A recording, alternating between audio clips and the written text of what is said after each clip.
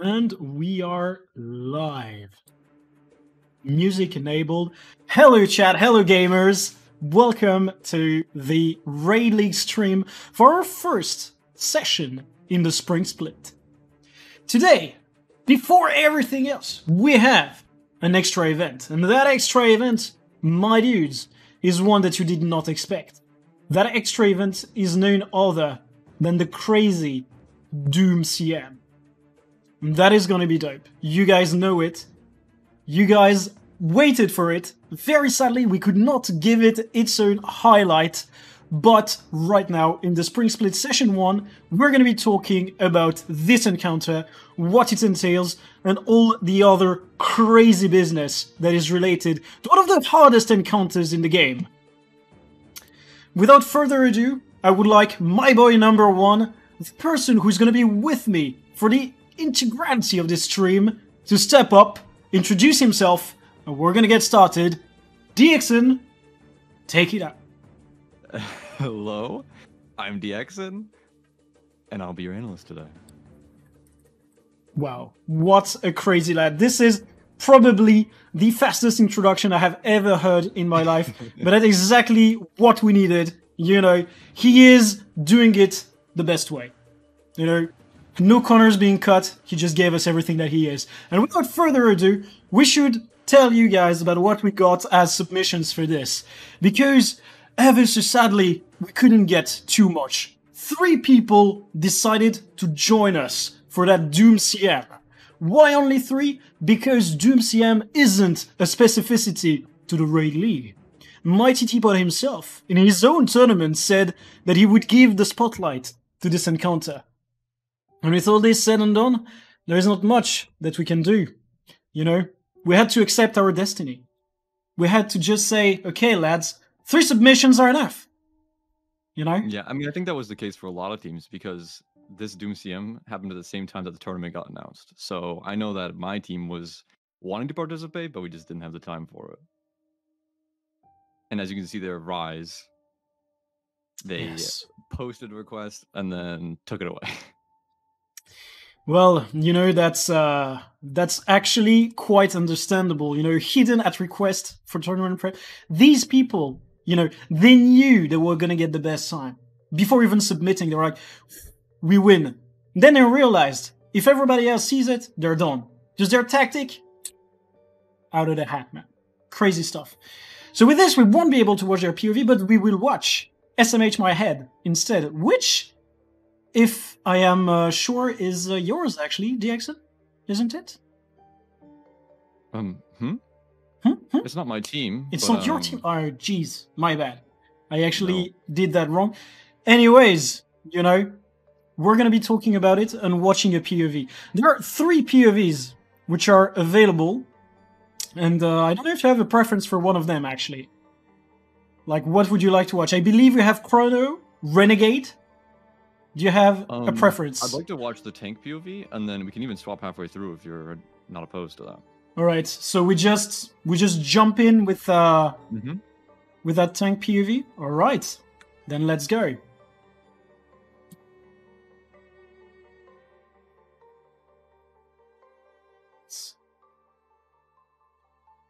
Let's 1080p this. We deserve 1080p. Can't make it full screen though. All right. Now, as you guys were saying before we enabled, you know, the live, it would be so good if you didn't have to do the pre-event. Because this is definitely the most boring part of the encounter.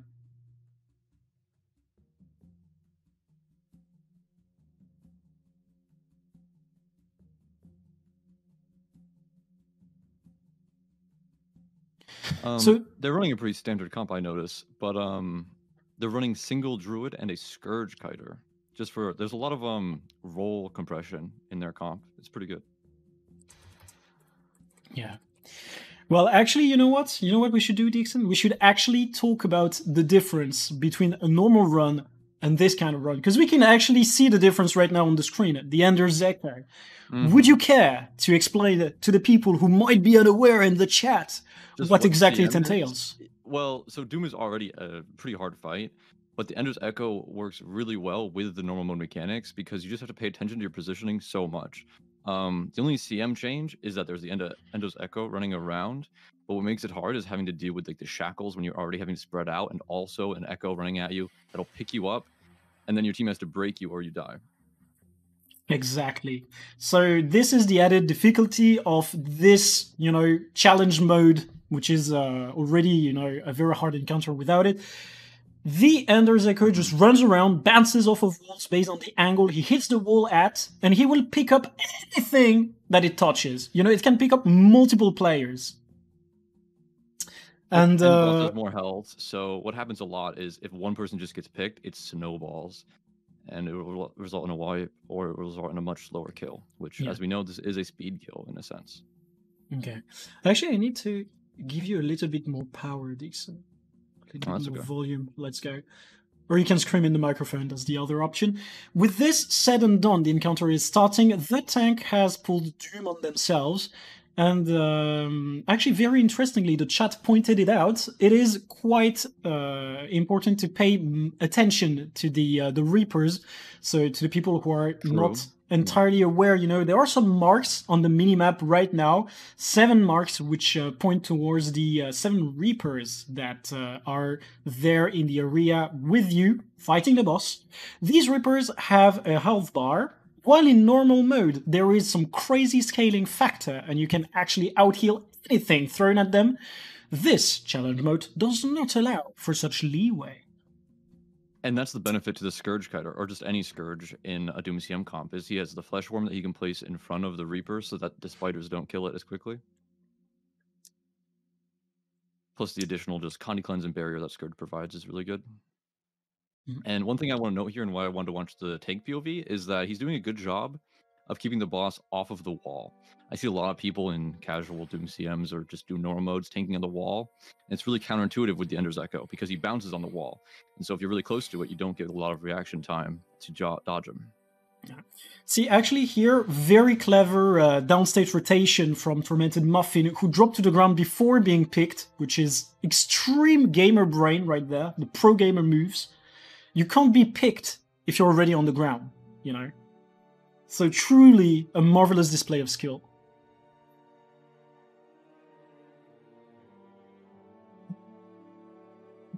But this just shows how good this team is at Doom CM. I think that's the only downstate in the entire run, and they get him up very, very quickly. It's an extremely clean kill.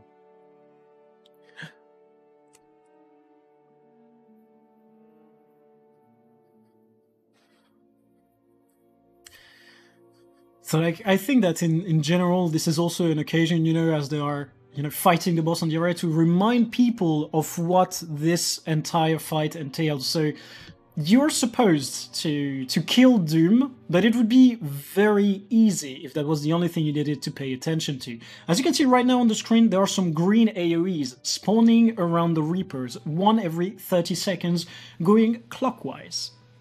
What happens with that is that if there is no player within that circle as it disappears, the fight ends. It's a loss. Insta. This also works if it's a player who has already been in the circle before. If they have the debuff from having already done the circle, they will simply die there. So you have to make sure that you rotate players to take care of these circles and let them go collect orbs in the air before coming down again. If they fail to collect one of the big orbs as one of the 5, they will spawn an extra Enforcer. And this is not something that you want, because you already have to deal with the Echo, you have to deal with the Necromancer Golems, and if you have an Enforcer on top of that, which are the skeletons, you are simply gonna lose.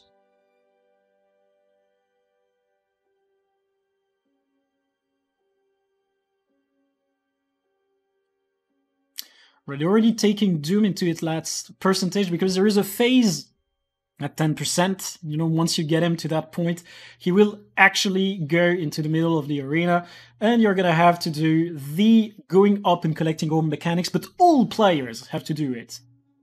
This is exactly what's happening right now on the screen.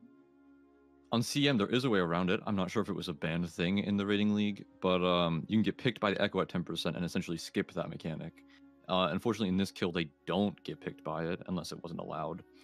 And I- obviously, they're not allowed to bell either, because that would not be allowed. Yeah, I do believe it would be kind of sad if they actually did that, because playing by the mechanics is much more interesting. Oh, someone almost got picked there. Oh my god. No, Hyla Mistwood, I believe, almost But got not picked. being able to skip that roleplay does lose about 15, 20 seconds even. Okay, it's confirmed it wasn't allowed. Oh, okay.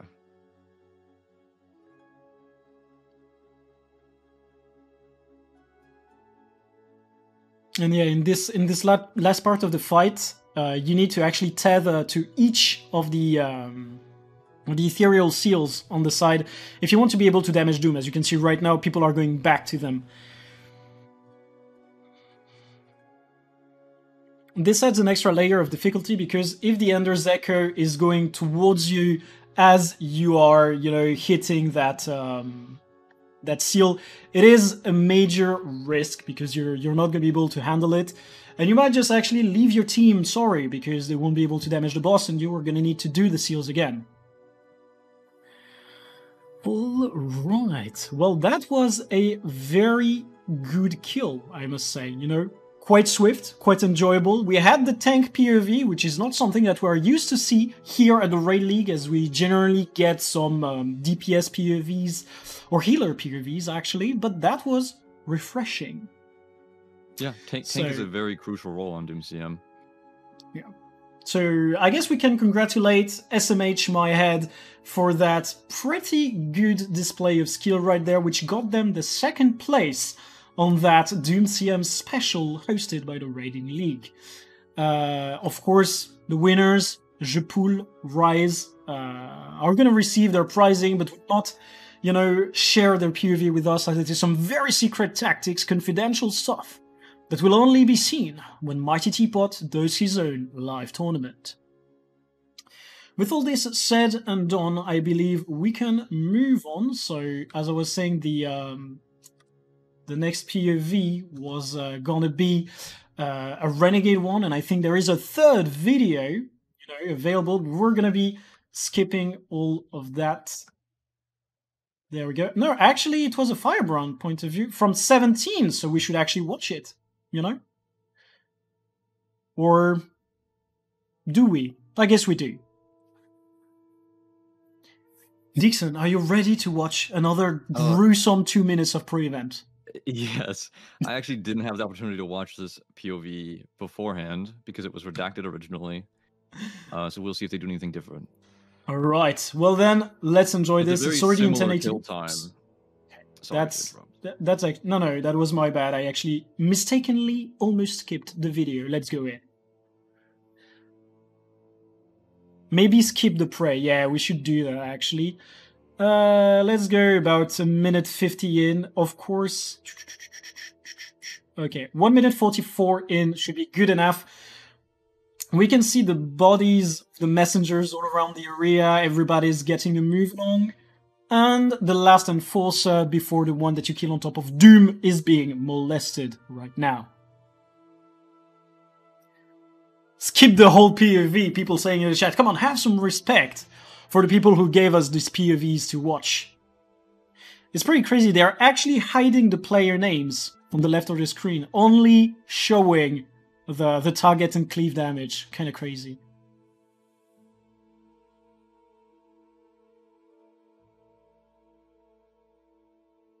He went down in the... Oh my god. They ran solo healer here, and they have a Condi Renegade doing a green. Yeah, I mean that's kind of ballsy, running a single healer, because as we said earlier, this fight actually has like quite a bit of pressure. There is a lot of stuff you need to pay attention to, and if you actually fail to damage the boss fast enough, you can get completely deleted. Also, the bomb mechanic that we saw just now, one player being marked with an explosion, is quite dangerous for the rest of the team. If you're too close to them, you can actually wipe your own teammates, which was something that we actually saw in the live tournaments called the Elitist Raiding Party. It was quite enjoyable. That doesn't have swiftness. Yeah, man. Actually, another thing we should probably point out to players, which is quite interesting, is that you can manipulate the way you move the enforcers, because the enforcer is always going to move to the nearest nearest reaper. You know, like right now the reaper of the spawning pools. What you can do is you can actually stealth the reapers because they are a friendly target, and if you do manage to stealth them, the enforcer will move to the next nearest one, which can be quite interesting if you want to put all the enforcers at a specific spot and handle them more efficiently. Sadly, this is not something that we saw in these POVs, you know. So there is that.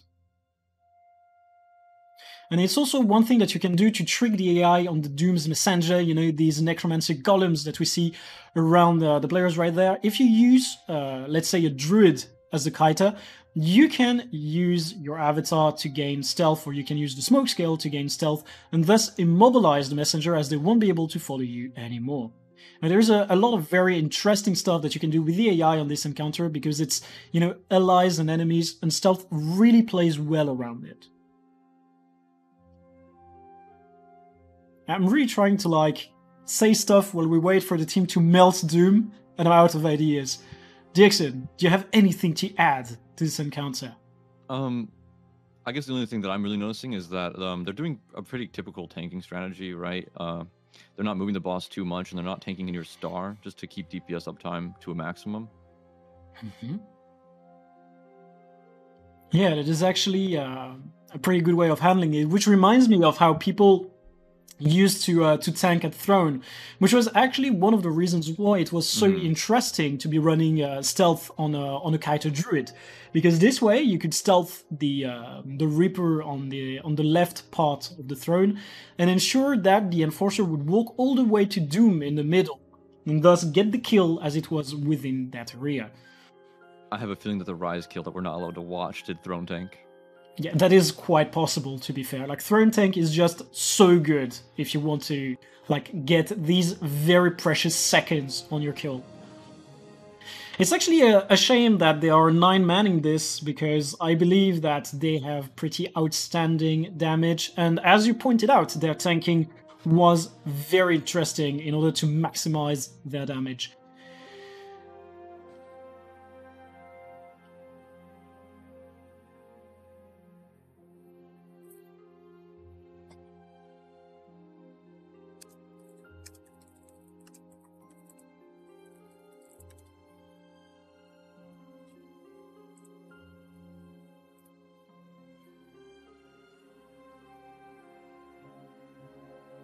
Alright, getting into the last part.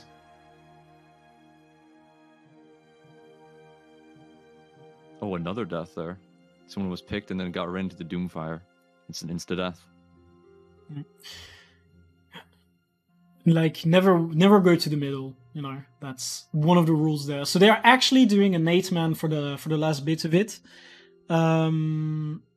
Quite interestingly, Linka saying I had made a group but people ditched me. We were gonna do 7 Scourge Epi Bounce. Actually, that's kind of a crazy strat, and that's the way we used to get really Doomsia. Yeah, like, that's the way we did it back in the days. Barrier, and it generates a lot of might, so you only need the one healer.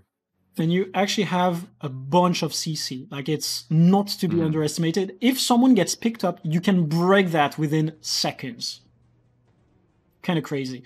So yeah, right now they're gonna do the last part of the seals, the tethering. This is actually one of the dangerous parts, because the damage you take while you're outside of that middle dome is quite massive. Yeah, it's quite important that the team gets protection, swiftness, quickness, so they can channel and come back really quickly. That was actually the weekly kill. They dropped the Doom Coffer. You know, that's actually quite a flex. 17 flexing on us, with the weekly kill being their submission. Jesus. So, we gotta appreciate that, right? Gotta give credit where credit is due. But with all this said and done, it is now time for us to leave Doom aside and remind people of the 3 wondrous submissions that we got from Jepoul, SMH My Head, and finally 17 Elitist for that special hosted by the Raid League. Once again, thanks to Mela for participating in the pool, like the reward pool for that part of the tournament. Now it is going to be time for us to move from one of the bosses in the latter wings to one of the bosses at the very start of the game, I would say, you know, but actually at the very start of the raiding part of the game. VG is going to be the first one we will be talking about today, and as we move onwards, we will also have a look at Sabetha. Both of these bosses hail from the first wing of the game, and damn, they're one of my favorite bosses. You know, I believe that right now a second caster should be joining us at the analyst desk, and while waiting for them to clear their throat and sing the song of their people, we can already talk about VG, if you will, DXN. Oh, sorry. I thought my time was over. No, you're still there with me? It's the first boss ever to release, but it's probably one of the best because of its simplicity, but also punishment. So there's only 3 really mechanics that you have to watch out for. There's the Seekers that you want to keep off of the team. There's the Blues, you don't want to get ported. It's a DPS loss, you might go downstate. And there's the Greens that you have to out-heal, typically, so you can just stay on the group and DPS. That's it. Well, you know, that's already quite a bit that you've said. And to this, you know, I would dare add a little bit extra stuff. You know, VG, like a bit of lore right there, but VG was actually the first boss release, but also the beta version of the raids. Because just like back in the days, we had an occasion to test out Verdant Brink before the release of Heart of Thorns, we had an occasion to test Vale Guardian before the release of the actual game. You know, of the actual game. Let's say of the actual raids in the game. VG was available as a standalone boss. You know, you couldn't go any deeper into the Spirit Vale apart from that area. It was in late September 2015, I believe. Or actually, no, it was in October 2015. Short after the release of Heart of Thorns, but still a little bit before the release of raids. You could just play it, you know? Quite an entertaining... Yeah. Oh, Dixon, are you still too low? Do you need a little bit extra power? Okay, let's have you. Maybe it's just because I am screaming and you're not. No, that might actually be... Okay, yeah, maybe I should yell. Okay. No, don't yell. Please don't. Because people don't realize it's in the chat, but I hear you much louder than they do. Which is kind of crazy, so yeah. You could do VG even before the HTTR. I'm not quite sure about that, but maybe during the beta weekend. I am not entirely sure about this. Still, you know, it was the very first part of the raids that we could get our hands on, and it completely deleted people as they weren't expecting the difficulty of the raid boss. The CC bars were huge, especially for people who were used to having, you know, like Defiance stacks in Dungeons and Fractals. It was very different from what they were used to. We're really just playing time right now. It's worth mentioning about Vale Guardian as well, about the comps we're about to see, that he does take increased power damage. Like, he has lower toughness, I believe, than most other bosses. So power does excel here, although you do need some Condi DPS to kill the red Guardian. That happens on split phases at 33 and 66%. Okay. I believe that Muru has joined us. Yes, cool. Hello. I'm back. Finally. You know, people were waiting for you. They weren't aware of it, but they were waiting for you nonetheless. So, everyone, please give your warmest welcome to our boy Muru, who has joined us at the end of this desk. This is gonna be a 3-way casting, because we always like to deliver more than what you ask for here at the Raid League. So, Dixon and Muru will be out there with me, you know, talking about the difficulty of the encounter and the wonderful handling of its mechanics. And without further ado, we should start looking at what people submitted as their kills for this boss. And coming in at the 19th position, we have Go Even Further Beyond with time of 3 minutes and 15 seconds, which is already quite impressive, you know. Their team comp is kinda crazy. We nearly have all the colors of the rainbow, just missing the guard class in here. I believe that they decided to do something special there, And one of you, Muru or Dixon, please step up and tell our people about it. Yeah, so in their little report that they submitted, they said that they loved the Kadim randomizer, so they decided to randomize their own and having a go on it on VG, and it looks like they had a lot of fun with it and got a pretty decent time considering, so props to them. Indeed. You know, this is actually the kind of things that I am enjoying, watching, and maybe it's something that we should do here at the Raid Leagues to prevent the full chrono comps from taking all the top spots on each of the submissions. Maybe it was their version of rebellion, against the chronos. their scream will not be left unheard. We shall find a way. Life always finds a way. Anyways, moving onwards, we get to the 18th position, Shades of the Shadow, SOS. The cry for help, but actually what really cried for help was VG, as it was slaughtered in a mere 3 minutes and 2 seconds. They decided to bring in the blue and the green class, and I am very happy about this. Indeed, Firebrand in its Condi variant is very strong here at Vale Guardian, and so is the Power Soul Beast. And the reasoning behind that is that Burst plays a lot of importance, but I'm gonna give you the microphone, my dear Muru, please. Yeah, one of the things we will see a lot of is the Firebrands, because as Jackson said before, Firebrand has less toughness, so power does more damage to it. But you still need Condi damage for the red Guardian, because it only takes Condi damage. So you need, Firebrand, which does huge physical damage as well as its own, good Condi damage.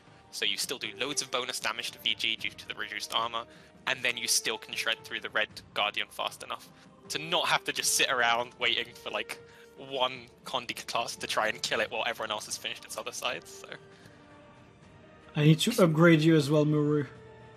It People also helps that Firebrand want can your generate voice. quickness, has a decent amount of CC. Aegis is also helpful. yeah, exactly. Quickness is another great reason to run Firebrands. Or So even the Litany heal skill to keep yourself alive from the green. Yeah, the current record, which I believe you have, Jackson, actually, is with a hybrid Soul Beast. Yeah. Because it can help with the Red Guardian and does huge physical damage, which is, one of the big things, big physical damage and helps with the Red Guardian. It's one of the reasons why Firebrand is run. So the hybrid Soul Beast, we might see them later on. We'll see a few hybrid Soul Beasts because it's such a powerful class there as well. Hybrid Soul Beast is one thing that I am extremely hyped about. If I recall correctly, the build was, made quite public by Ladder, but maybe you can correct me if I'm wrong. He gave me that a while back, and I have enjoyed it ever since. And you know what else I enjoy? The people coming in at the 17th position. Primordus goes, "Rah!" I hope I did the guild tag correctly. If I didn't, please let me know in the chat. With a time of exactly 3 minutes and 0 seconds, these people who are tuned like clocks managed to play almost the Rainbow comp and brought in Holo Smith instead of the more plebiscited Power Soul Beast, or, as we said earlier, the potential Hybrid Soul Beast. So one of the problems with Soul Beasts is as you get faster, you won't have your burst up every phase, similar to how we saw on Sloth. So you can't keep stacking them the faster you get, so you need something like a Hollow or a Dragon Hunter, which can offer great burst constantly, and also do it on the Guardians, so your Guardians aren't too slow. So it's a nice mix, which is why Hollow and Dragon Hunter are used, because they've got their constant damage, really good damage as well, and Dragon Hunter can offer some Feel My Wrath if they need it as well. Yeah, indeed, this saddens me to hear you say so, because I love the Soul Beast, but you're spitting facts. Moving onwards to the 16th position, we have Hirvió Por Nuestros pecados, Flying Spaghetti Monster. 10 seconds faster than the previous team, they clock in at 2 minutes and 50 seconds. They decided to forego entirely the green class, which does, compute with what you were saying earlier about the fact that the burst wasn't always readily available, and they brought 2 Dragon Hunters and 2 Firebrands. I believe that's also a Boon Thief, if I'm not mistaken. I don't believe that you can get ectoplasms anywhere, so I think the Daredevil was more just Condi, personal maybe? preference. Yeah, No, Condi Daredevil no longer exists, sadly. Jesus. I am. butchered to the ground. Yeah, I mean, I still Daredevil's see it really in slept PvP. on. So slept on. Are you like okay? Would you quickly explain why it's a slept on? Like, is the damage on par with the more So- plebiscited damage builds? So I'm not saying it's necessarily better than Hollow, Soul Beast, or Dragon Hunter on this particular fight, but it is just a generally strong build that you can play pretty much anywhere.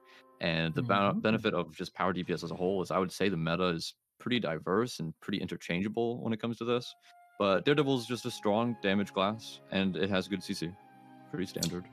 Okay, because indeed the CC is important at this encounter. If you don't do it, you're going to be sorry for it.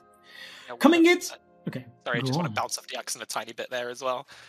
Because Daredevil does constant DPS, it never really has like a big burst phase which it needs to rely on other than its signet. So it can also do the damage to the Guardian and then jump right back onto the boss, main Vale Guardian in the middle, without really losing anything. Unlike Dragon Hunter, who will have to burst the Guardian and then have to wait for its cooldowns by the time it gets back to the middle again. So that's another reason why Daredevil, as the accent said, is a bit slept on. Yeah, it's pretty crazy. Alright, moving onwards. At the 15th position, we have Relax and Ignore DPS. I guess they don't rest the down people, and that's the reason why they only got a timer of 2 minutes 39 seconds. They actually disprove what you were saying earlier about Burst not being back all the time, because they decided to let the Soul Beast be their main damage. And that's kind of crazy, 4 of them. I can vibe with that. If you watch the logs on that one, you can see that the phases are insanely quick because they just shred through the boss. But then their split phases, because the burst isn't back up again, are quite a bit slower. So that was one of the big problems behind the Soul Beast. But they decided to say, you know what, we'll just screw the split and just go ham on the main phase and try and have that make up for the time, which is also a strategy you can do. I mean, kind of a big brain, I can actually, stand with this. Let's go onwards to the 14th position, taken by none other than Pragmatic Raiding. And I believe that they are already the second best ranked team in the Bronze League. With a time of 2 minutes and 32 seconds, they also brought forward 5 of the colors of the rainbow. And that's actually a Power Berserker played as DPS, if I'm not mistaken. Kind of ballsy, but I like that. I like it. Mm-hmm. As I was saying, like the power DPS meta is very diverse, very interchangeable, and that DPS warrior gets top damage, according to the log. It gets top damage. You know what? We should actually watch this in action, because we can. Without further ado, let's dig in.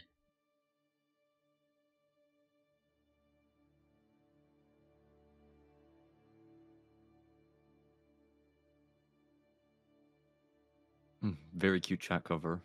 Ow. That's the power of the RP is strong within them. Actually, are we on the highest settings? Yeah, we are. So you can see here as well, they run the quickness mantra with the Fill My Wrath to help supply quickness. So because you have 3 firebrands on this, sadly the other 2 didn't also run the mantra, but because you have 3 firebrands that can also run Fill My Wrath, you've got a much more bigger leeway with quickness. So you don't need to bring, for example, a 10-man quick runer to help. And then there's always quickness on the split phases as well, which they can provide just to make sure that Red Guardian is as fast as possible. Indeed. So one of the problems which I think we experienced when we played it, and I'm sure a lot of the other teams experienced, is Red Guardian tends to be the slowest. Because you need that Condi damage and it takes a little while. We saw here, Red was last to be killed and last to be CC'd. So the 3 firebrands here helps a lot because you can put more damage on the red side and hope it equals out with the other kills. Because as I said before, a split is a big part, which is why Soul Beast doesn't always work that well. So having that faster red phase does help a lot with their final time. As always, extremely high quality analysis from... Thank you. One thing I noticed in this log, which if someone saw in chat, is the Hill Ren has a hammer. Hammer Renegade is back, guys. Hammer Renegade, dear lord. I'm not 100% sure if someone from their team could write in chat why the hammer was there. I tried to work it out and tried to watch their POV. Maybe It's a for range CC or maybe, something? yeah, what I said. Possibly? But I couldn't quite work out what it was there for, but it was nice to see anyway. Or maybe they just wanted that that roleplay value, and that's the only reason why they brought it. You know, we must give them a little bit of leeway. They're pragmatic raiders, but maybe sometimes they just give into the roleplay. But the blues, that's actually really smart because it's because the animation takes a really long time and you're evaded the entire time. You can dodge the blues while still tanking the boss, and you never need to move. That's really, really smart. Actually, I didn't work that out. Jesus. Is this the birth of a potential new meta right there? I like it a lot. I mean, as always, the Raid League never ceases to impress us, And with this, we're moving on to the next submission. Fail, learn, improve, and succeed, FLIS. Got a time of 2 minutes and 30 seconds, which puts them at the #1 position in the Bronze League. Congratulations to them. I want to give these guys a bit of a shout out actually, because I believe they joined last split, which was the end, and now they're top of bronze, so really props to them. They climbed up very quickly, and I'm excited to see where they go next. Please give some claps in the chat. We gotta applaud people who do stuff like this, because we at the Raid League would like to keep providing this environment in where new people can just come in, try their hands at stuff, and improve. This is what we care about. So yeah, for real, congratulations to this team. And with this, I guess we're gonna watch their point of view. Yeah, I wonder what we have been blessed with. That chat cover is actual gold. I love it. Also, that's some very widescreen gaming. What resolution is that? That's mega widescreen. I have no idea. That's so big, my eyes can't follow one side to the other. But yeah, as the chat cover shows, the Renegade brings Shortbow here to help provide slow on the boss for Kronos, because Kronos get bonus damage from slow, and also to help out with the red golems. They do some Condi damage to help out there. Kind of crazy. Yeah, one of the things we'll see here is, I believe the Druid joined them on the red as well. I'm not 100% sure, but I know some other teams did, where the Druid joined on red, and the ashes from Firebrand goes up to 5 people. But if there's not 5 other characters there, it can also go on the Druid pet. So having the Renegade, 2 Firebrands, the Druid and the Druid pet, you can get all 5 ashes on the red golem, on the red guardian to help a lot. So like the Druid comes and offers 2 targets for the ashes, which is a really, really nice way to help boost the red guardian. Wow, that's truly impressive. Like, I didn't know that much about what you could do there with the management of skills and traits. This is probably where Guild Wars 2 shines the most as an MMORPG. All of the optimization you can do simply by knowing your class in and out. So you see the Gazelle running in there. Yeah, the Druid did join them to help out with the Ashes procs. And they finished faster than most other classes. You see the Renegade going to help them on the other Guardians. The other side, yeah, that is actually very good.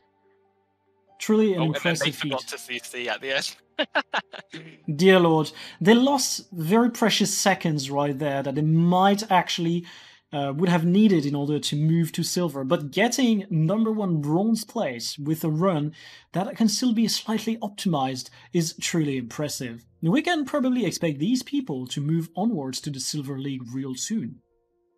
Like I said, I'm excited to see where they go as they get more practice and maybe more time to try and get more different comps to work on. I'm pretty excited to see if they're going to be another competitive team for silver. I would actually love that. Maybe we should actually at one point do a little bit more of an introduction to to the teams. So yeah, moving onwards, we have Apple Korm, who changed their guild logo. I remember it being vastly different. With a time of 2 minutes and 14 seconds, they rank 11th overall, and they are in the Silver League ready. They brought, actually this comp we've seen earlier, the double Dragon Hunter, double Firebrand and a single Soul Beast. You know, it's probably placed a little bit better. This is the hybrid Soul Beast I was talking about earlier. Damn. Yeah, so this is the record comp with 2 Chronos, 2 Dragon Hunters, and the hybrid Soul Beast, along with the standard 2 Firebrands, BS, Renegade, and Druid. And the hybrid Soul Beast offers, obviously, great DPS on the main phase and the red phase. So this is just a very powerful comp, tried and tested, and we'll probably see a few teams run the exact same comp, because it is a good comp, to be fair. Great burst, great damage, and quickness all round with the time warp, so... Linka leaking the results in the chat. Dear Lord in heaven. Linka, we saw that. But it's okay, because we're going to be talking about them in just a few seconds. We've answered the question from, I believe, Nee in the chat, asking why the Soul Beast was here. So thanks again, Muru, for your quality analysis. Moving onwards at the 11th position, exactly, we have Kuantifai KT.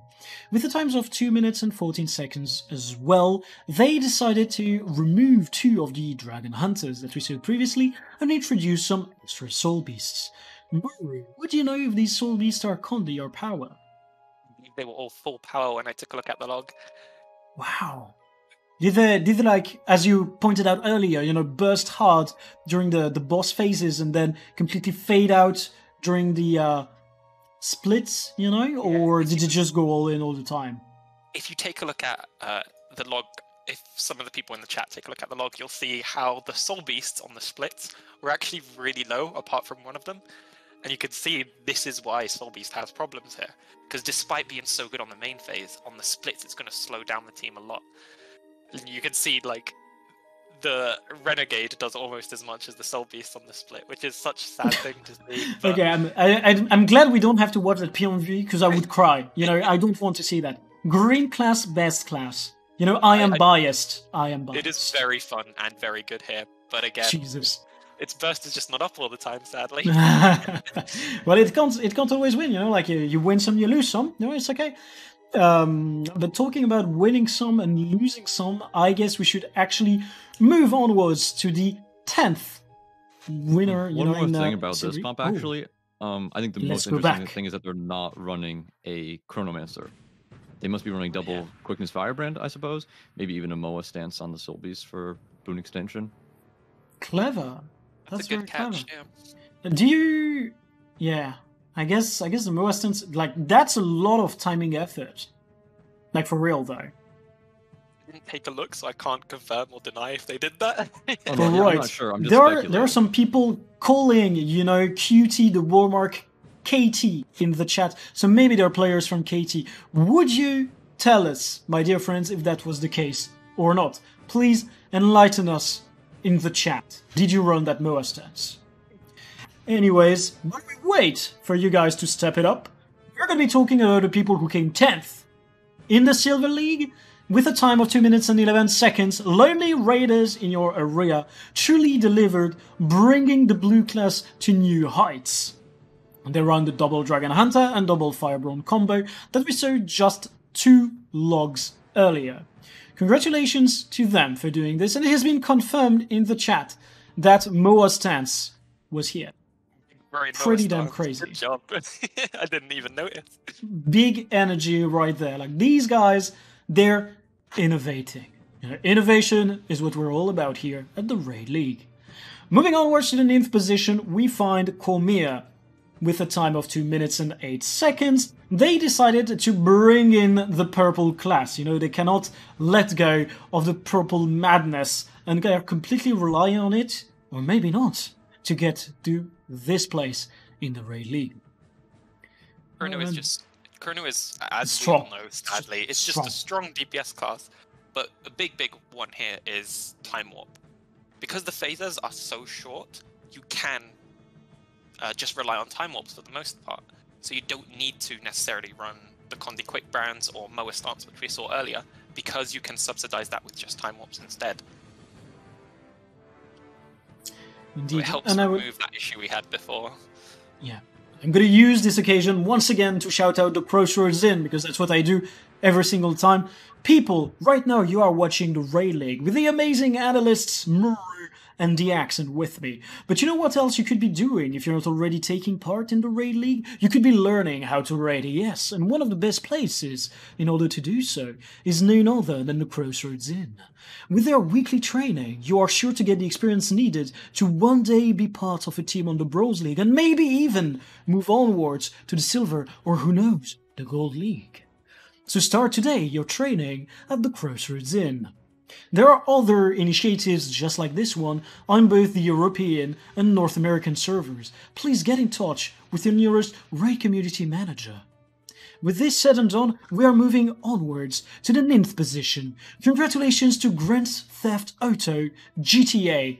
With a time of 2 minutes and 5 seconds, they truly did an incredible feat. These guys didn't go for the Moa stance despite having 3 Soul Beasts. So they decided against it and having the Quickfire, or Firebrands and Chrono supply just the quickness instead. Which, you know, is a good choice because, as I said before, Chrono can subsidize it. But then again, the problem with Soul Beast not having burst every time, doing some sad damage on the splits. If you don't use your big burst, obviously, because you might, in some situations, might want to use your big burst. Like I said earlier, with the splits being so slow, you might choose to use Sikkim on the split and then use it extra late on the main phase. So there is options, but it's hard to work around. So there's always the like, do you really want to run a Soul Beast? But if we don't run a Soul Beast, we lose one more pack and all this really strong stuff that Soul Beast provides. So truly, Soul Beast carrying, you know, that's one thing that I wanted to see, and I am very happy about it. With all this said and done, I guess we're going to be seeing a lot more such teams as we move onwards with the ratings. And this is exactly what we will be doing right now. At the 7th position, we have Quitical Fail. Quitical. That's actually a nice pun, and I dig that. With a time of 2 minutes and 3 seconds, gaining just this very few seconds on the previous team, they rank 7 in the Silver League with the exact same comp, if I'm not mistaken. Yeah, I believe that's exactly the same. Yeah. It is just a strong comp, as someone pointed out in chat actually, which I missed out on, is when you're around this time, Soul Beast can still do its burst. It's when you get slightly faster than this that the Soul Beast problems of not having one more pack every phase comes up. But again, you will always have that split issue, but if you get too quick, you won't even have your burst up on the main phase, which is a big no-no for Soul Beasts there.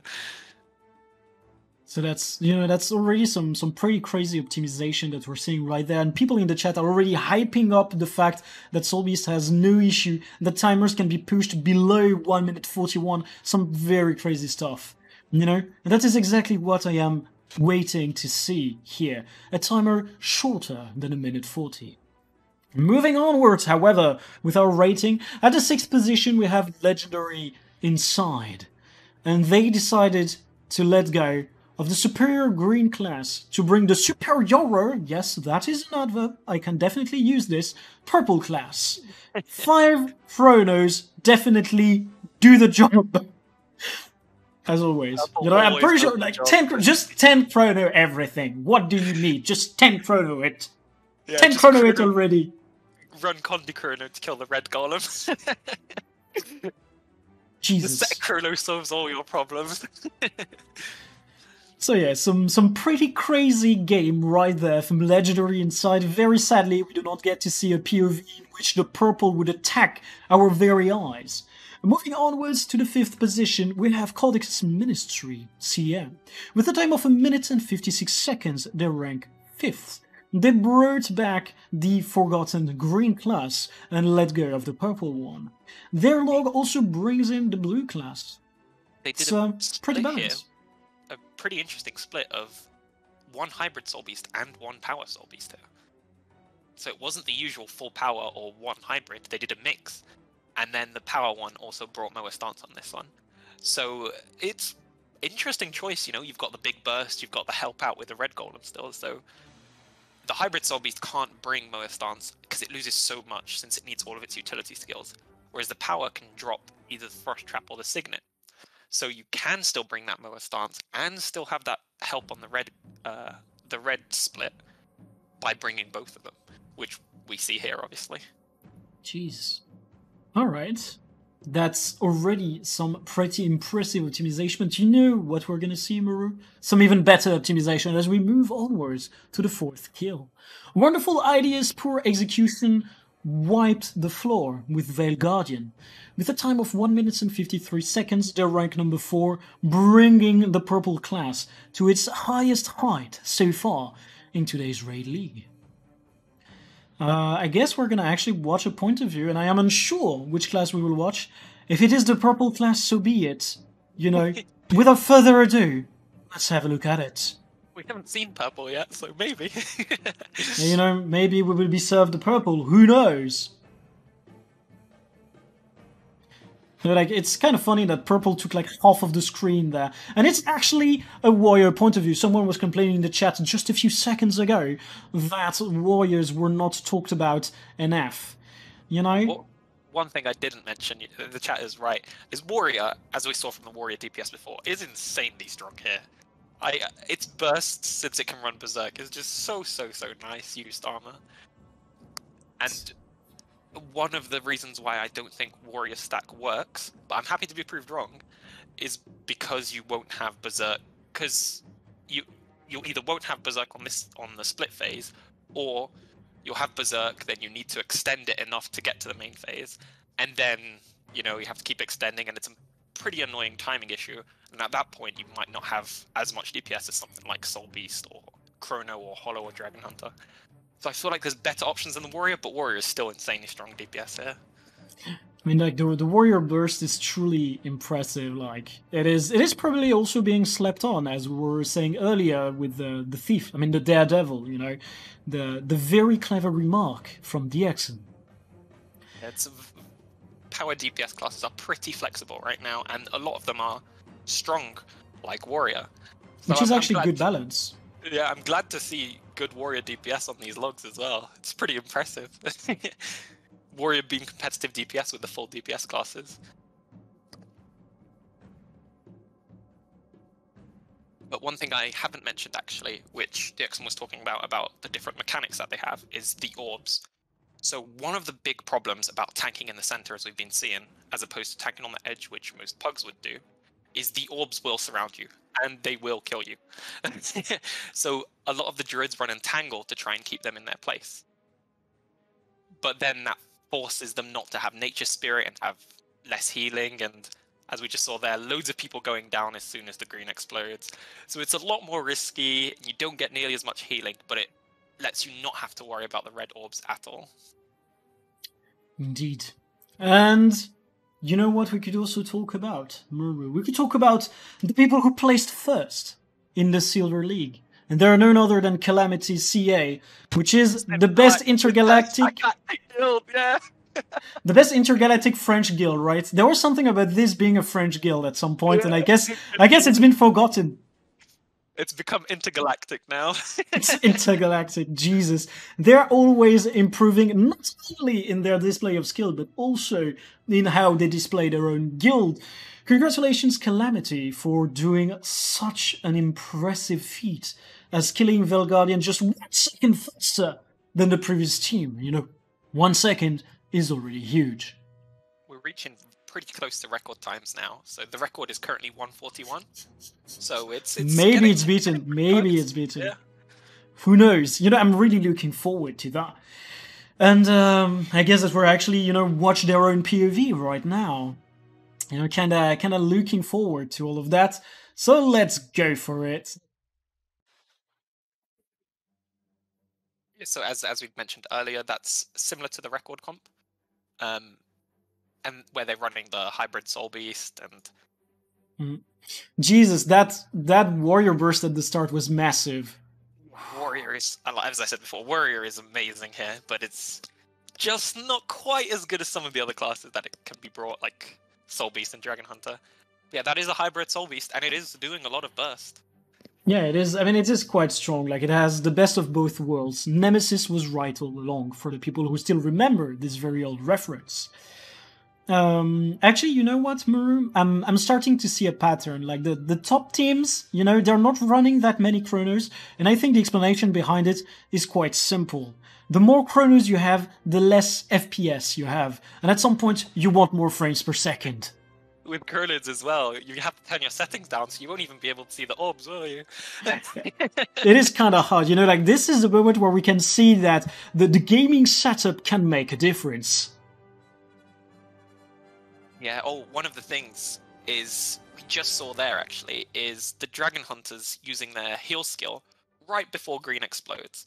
So it relieves a lot of the pressure on the Druid, because the Druid is not in the same sub as them. It is some very good management of you know, one's own class. Really gotta love that. Yeah, and another thing which I also forgot to mention as we were distracted is both the Dragon Hunter and the Firebrands use their F2, so the Leap and the Tome, to heal up after the main phase, because there's quite a bit of downtime, so they can just throw out all their AoE small heals, so the Druid doesn't need to anymore, or it's a lot less pressure on the Druid as well. You can just help out your team with the utility that Guardian brings, because Guardian has a lot of flexibility. Speaking about, you know, the skill, I must get people's eye for one very short second onto the chat cover. I'm sorry to interrupt you, Muru, but this is of utmost importance, because this is le fleuron de la culture française. This is actually from the comic book, because we call that bande dessinée, but it's a comic book at the end of the day, Asterix. And if you do not know about it, it's got some very strong memes. So yeah, you know, we will be talking about that now for that brief second. They completely deleted the Vale Guardian, and that was very enjoyable to see. But you know what is even more enjoyable to see? Our competitors in the Gold League. The two people who got, well, the two guilds who got the most impressive kills so far. And they are none other than Patchwork Gamers, PW, with a time of 1 minute and 48 seconds, bringing them only 7 seconds slower than the record run. This is actually my team, if you don't mind me taking over. Yeah, I was about to say, this is DX. Go for it! You know? This is actually the first time I participated in the Raiding League. But this guild was made for just this season, I suppose, because the previous guild, GG, I guess, kind of disbanded, and so this is a bit of a collab between Win and GG. So we have some people that were in our 141 record team, and then we just kind of took the same comp and made it work. Like, that's why we ran this comp. It's pretty standard though. Hybrid Soul Beast, double Firebrand, double DH, and quickness well on the Chronos with Time Warp. That is indeed quite, you know, quite a classic comp at this point. I guess we can call classic something that doesn't have Chronos, because it's what we've been seeing the most of for once. Yet, you know what we will see, you know, Dixon? We're going to see a marvelous display of skill as we watch a POV from your very own kill. Yeah, unfortunately not my POV. That would be the best one. This image is perfect. 148, 148. Jesus, the meme is high quality. I like this. And the chat cover is also quite strong. Alright. Thank you. I drew it myself. For real? In MS Paint with my mouse, yeah. Impressive. I love this. The chat cover or the probably the video cover? The video cover, I think, the thumbnail, yeah. Alright, stealthing in to get exactly on top of the boss and laying down everything, you know, very good management right there. The whole stealth thing to get on top of Elgardian is something that that you rarely see in the PvVs, actually. It's just that when the timer actually starts, you're already hitting the boss. There's no downtime on running to the boss while in combat. Alright, Isa wants a little shout out here. They're running Bane Signet on the Firebrand. Yeah, the first CC, and then the Soul Beast has Bristle back there to proc more Ash stacks. Ashes of the Just. Jesus, that is so clever. You know, once again, some crazy optimization around the Druid's pet that we're seeing. The Bristle That is very enjoyable. So fast, so he unloads the burning as quickly as possible. The 41k burn ticks are what I'm excited about.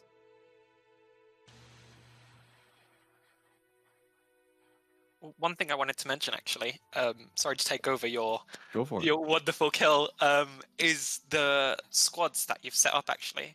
So your strat is very similar to CA, obviously. However, you've put Firebrands in the same sub, and I was taking a look at the log to see if it had a good effect. And the quickness was actually better for the Firebrands, which might have also helped you push that time above Calamity's kill. Honestly, I believe we tried other comps with the Firebrands in their own subgroup. I don't remember why we decided against it, but I don't think it makes a huge difference. Yeah, there was about a 10% difference on quickness uptime for split one that I saw between Calamity and your Firebrands, which I feel might have helped out a bit. Though I'm not 100% because This is Firebrand is one of my already worst classes. Jesus, that was such a fast kill. Well, I guess that it comes with no surprise to the people here waiting in the chat. Number 1 is none other than 17 Elitists. With a time of 1 minute 41, which is exactly the record run, they get number 1 position. They, of course, had to rely on the purple class to take them so far. Yet, we will forgive it, because once again, they are at least tallying, if not breaking, a record run here live at the Raid League. Yes, they do. So, Muru, big question. Did you actually get the record run? Like, did you time for, like, the centis, or do you not get it? We, so the problem with Vale Guardian is, in the Raid League, we're not allowed to food swap. However, there is a very, very powerful food where you can, when you kill something, you get an extra 200 power. And that works really, really well with the splits, because they also give you that food buff, which is why it's a bit tricky to break the record in the Raid League run, because you can't get that big buff, which obviously you can when you're doing the speedrun kills. So what you're basically saying, with all the humility in your voice, is that you would have wiped the floor with the current record run. Were you allowed to use the same tactics as they did? I wouldn't say wipe the floor. Oh, I've been told I'm allowed to leak. We do have a record coming up that we did afterwards with the food swap, so we will be releasing that later. All right. I was told I was allowed to leak. All right, well, to everyone currently watching the Raiding League, you know what you should do when the Raid League is done. You all go subscribe to the 17 Elitists on YouTube and check out the new record run. Because while we're not allowed to show it today on stream, as we have our own very specific set of rules, we still do enjoy impressive submissions. So yeah, do watch it. I guess we just watched the POV that was selected. And you get to comment it, Muru, alongside Dixon, with the insightful comments, as per usual. So one of the things that I think you'll see right at the start of the video is there's going to be precasts on Focus 5. So Chrono can't run Focus on this because a lot of the hits will hit the Seeker. And obviously that's a huge DPS loss, so they use Pistol. However, by precasting the Focus and then swapping to Pistol, you can get big damage on the first phase because you also get the Focus damage on top of it.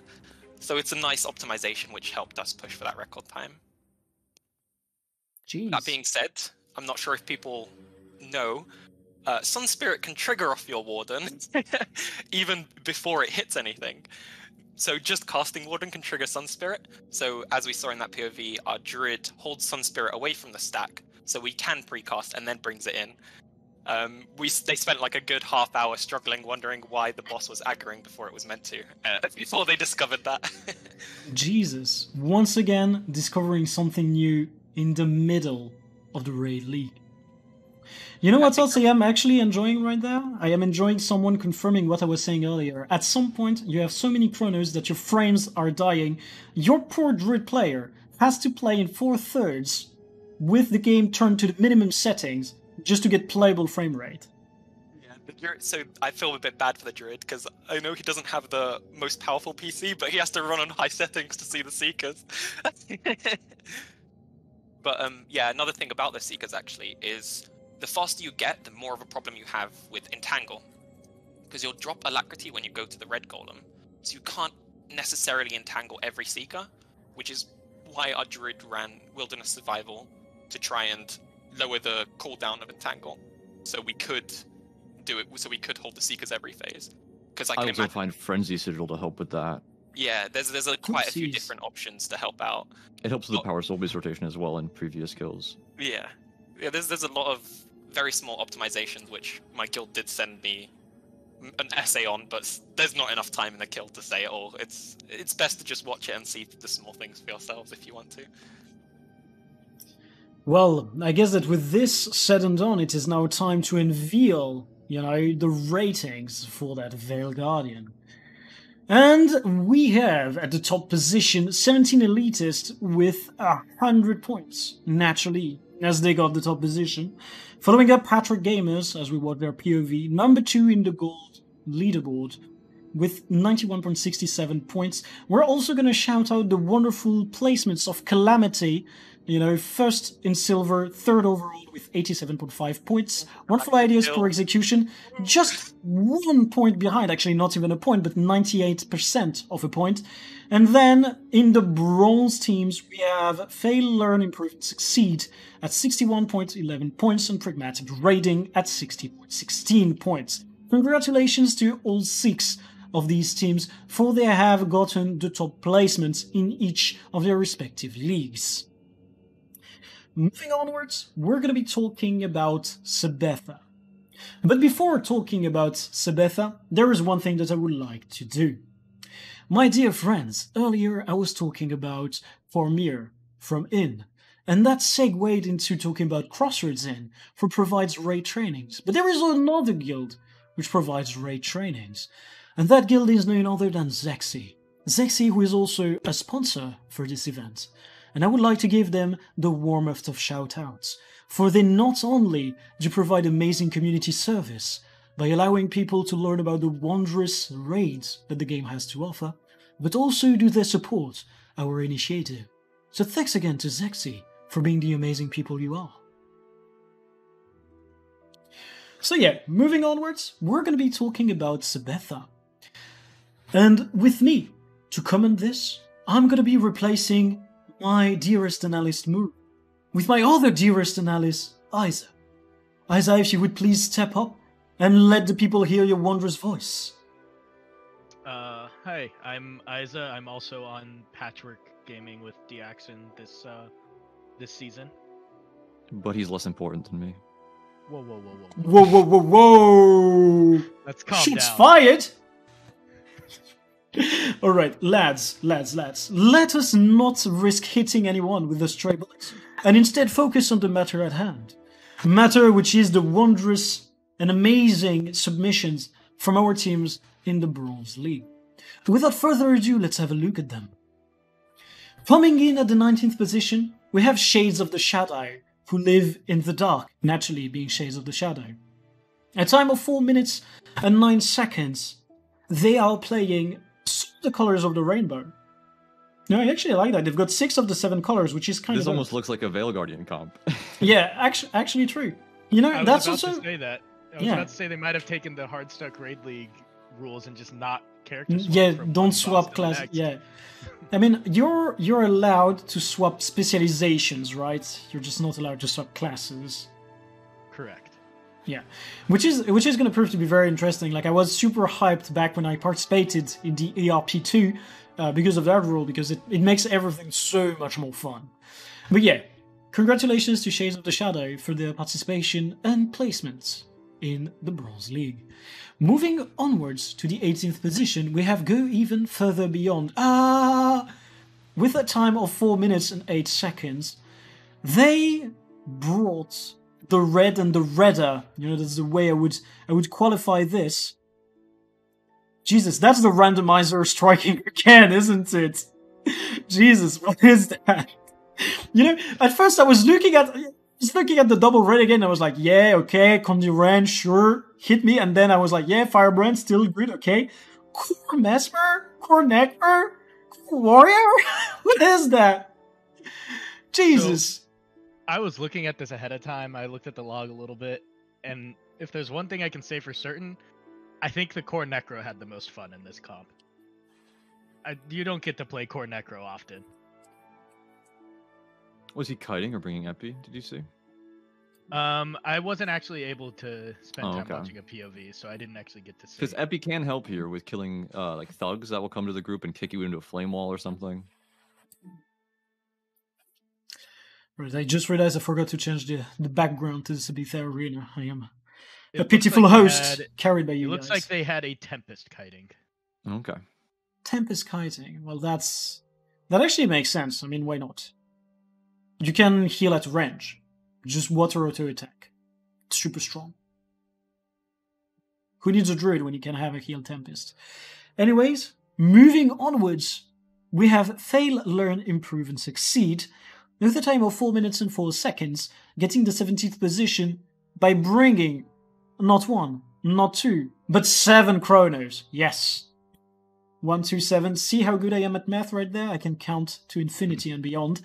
And they surely did as well with all the clones that were there, ruining the FPS.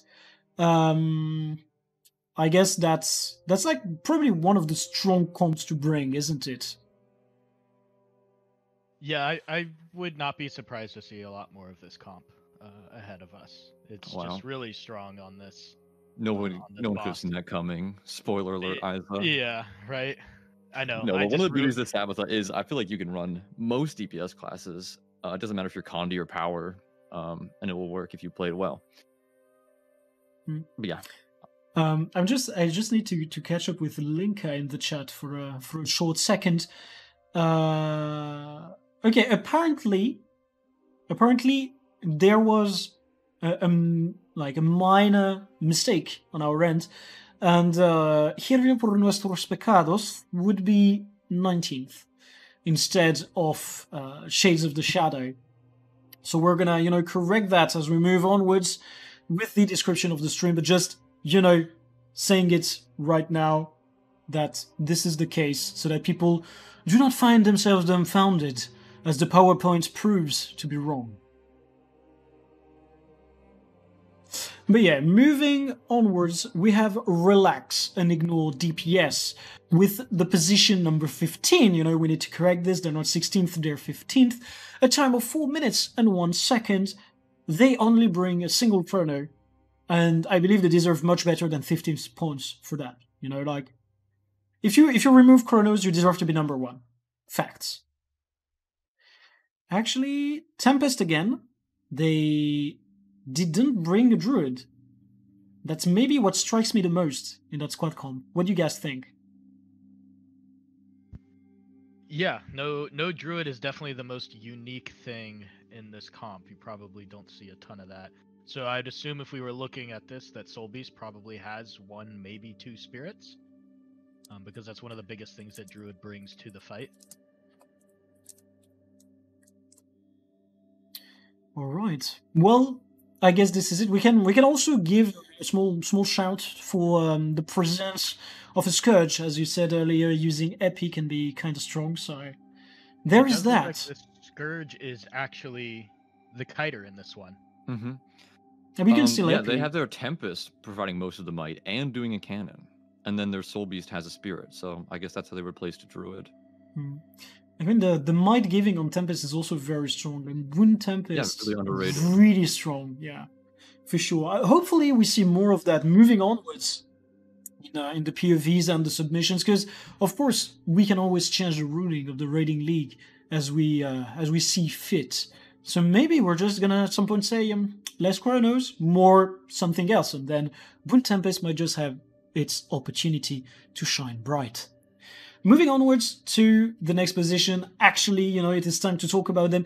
Hirvió Por Nuestros pecados did not get a time of 3 minutes and 59 seconds, but instead an extra 20 seconds. They were at 4 minutes and 19 seconds, I believe, if I read what was said earlier. Yeah, 4 minutes and 19 seconds. They, wait. Please prepare your plate on it. Oh, okay, that was actually a meme in the chat, which is kind of nice, I like it.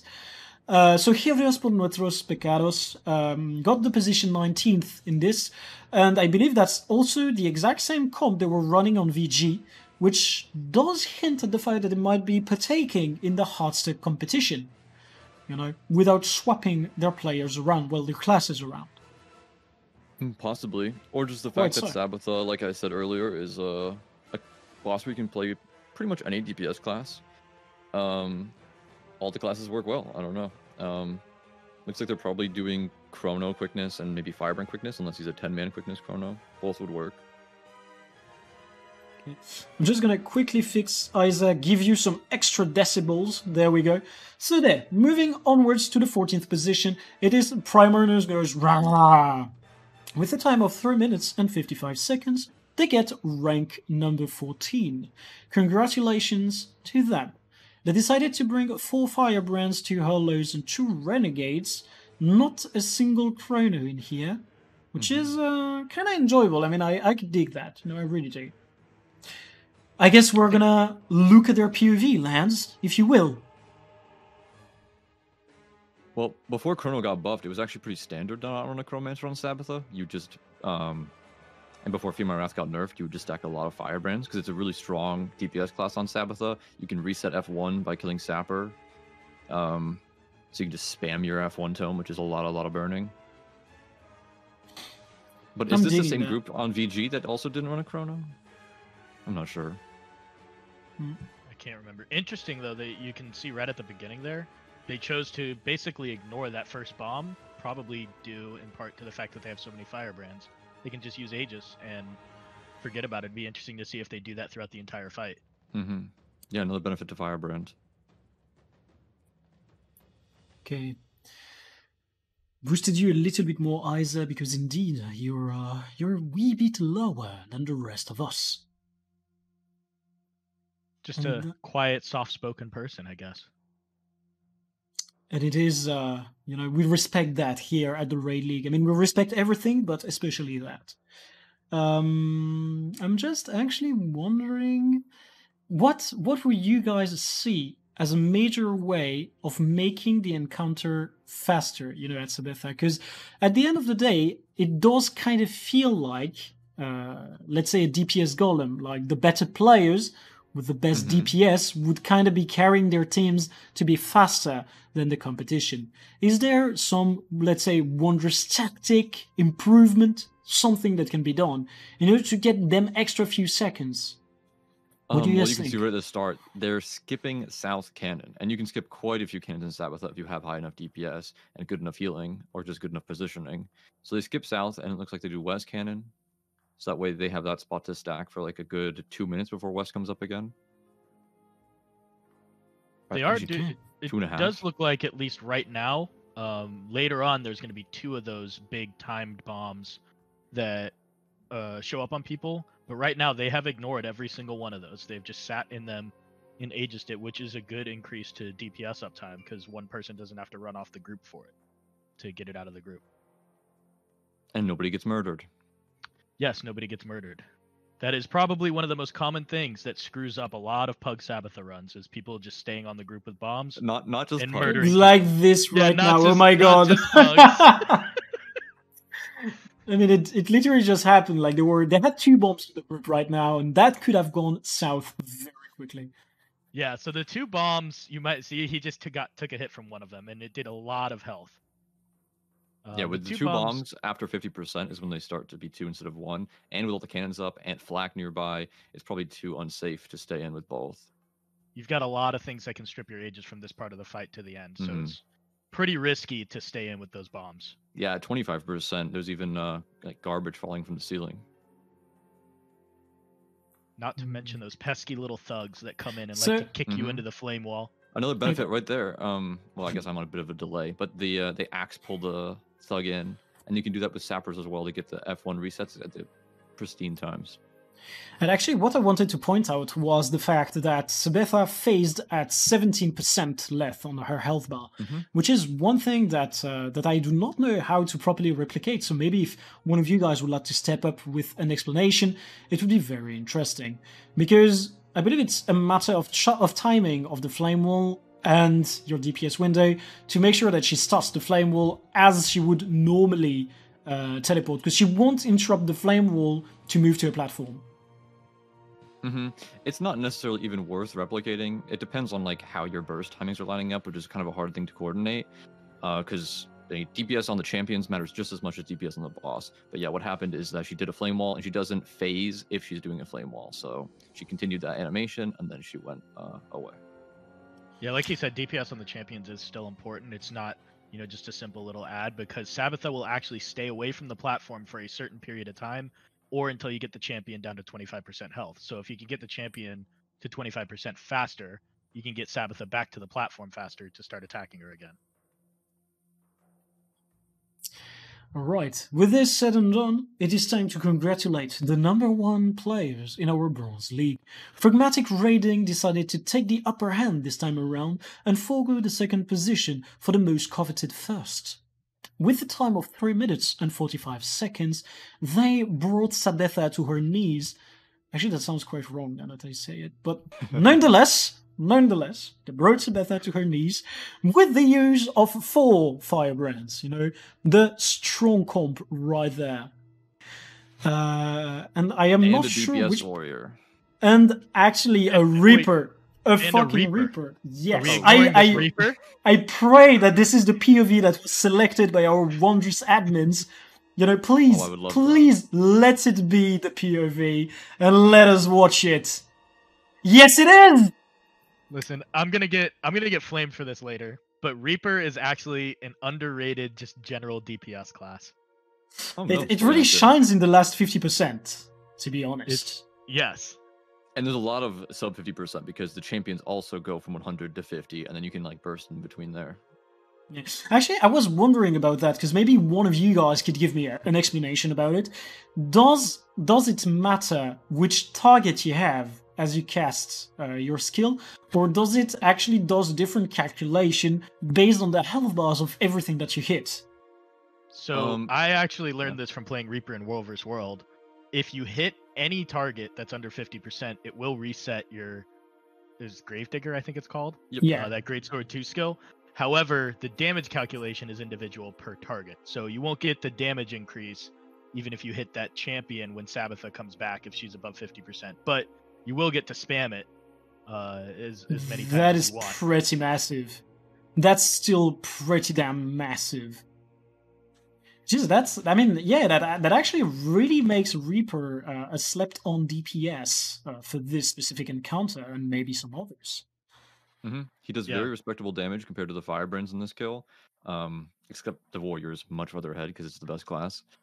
Warrior's best class? Is that biased, Dixon? Yes, Are you biased? He is a filthy warrior, purple, man. Okay. It's purple, so we can clap. We can clap for it. Another good optimization in this comp is that the 4 Firebrands are able to kind of upkeep their own quickness with Liberator's Vow, Fear My Wrath. Because Fear My Wrath is pretty good here because you don't really need Renew Focus since you do get the F1 resets from killing sappers.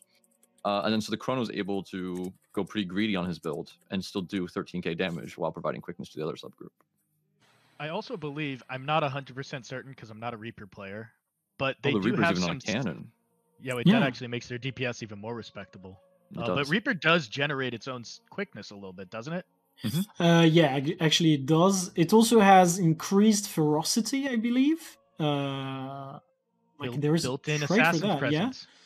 It is kind of crazy. It has a lot of stuff, and it also has increased critical hit rate against some targets, if I'm not mistaken. There are so many good traits in Reaper, massive burst traits, which is why it is actually also a very strong class in other game modes, because you do not need to be buffed in order to be massive.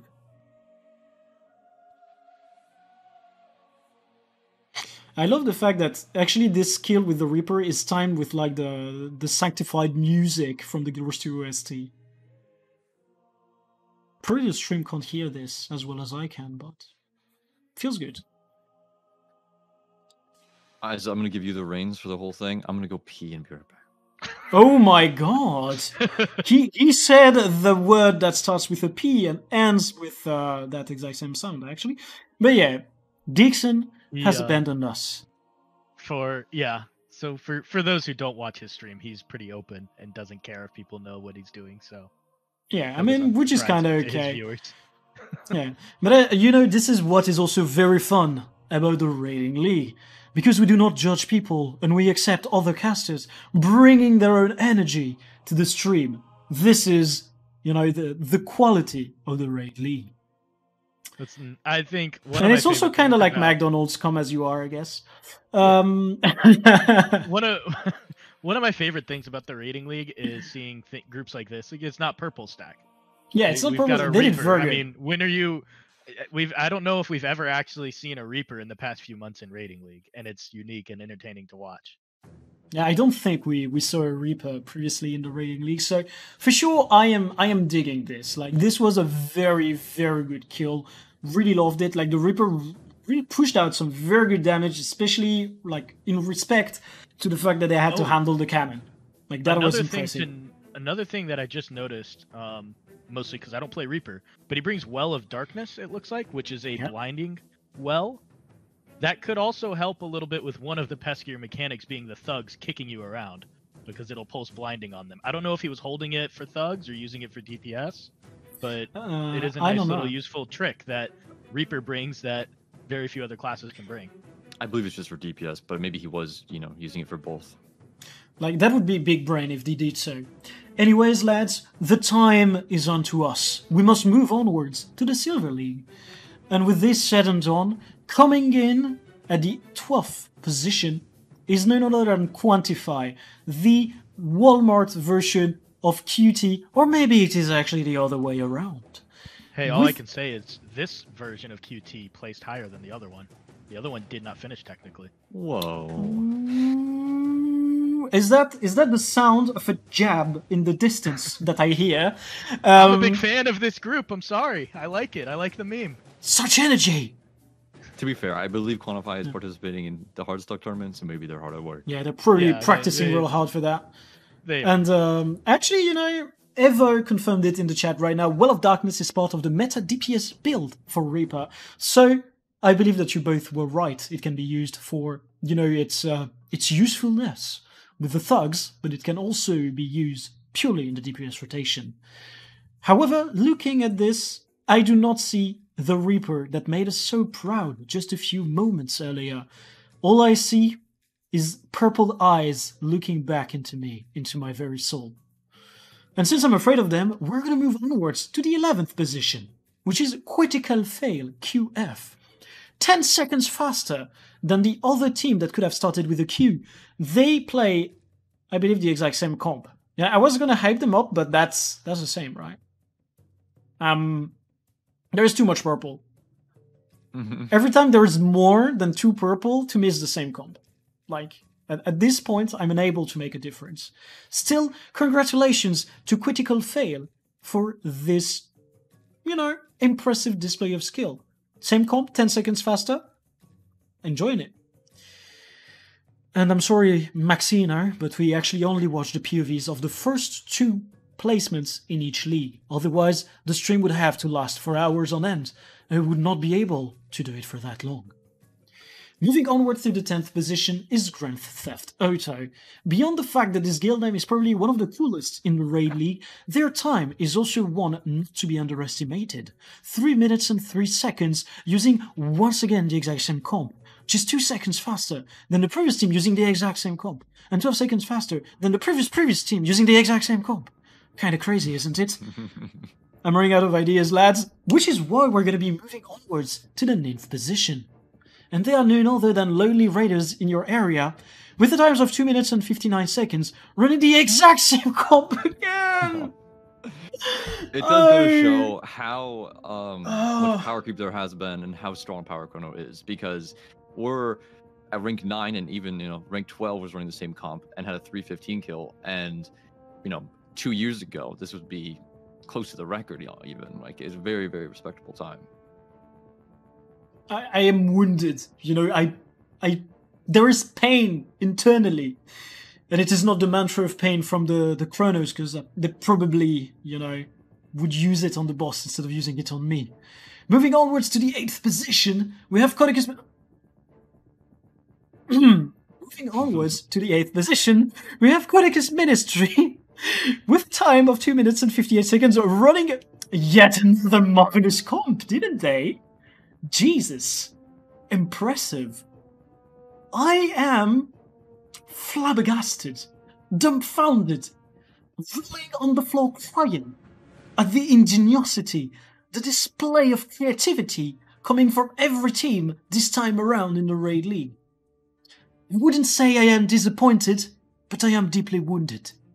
I am sorry, my friends, but I cannot agree with this kind of stuff. Yet, we must commend them for the rating that they managed to get. Ranking 8th at Sabetha, running the same comp as the other guys, truly shows that they had better players.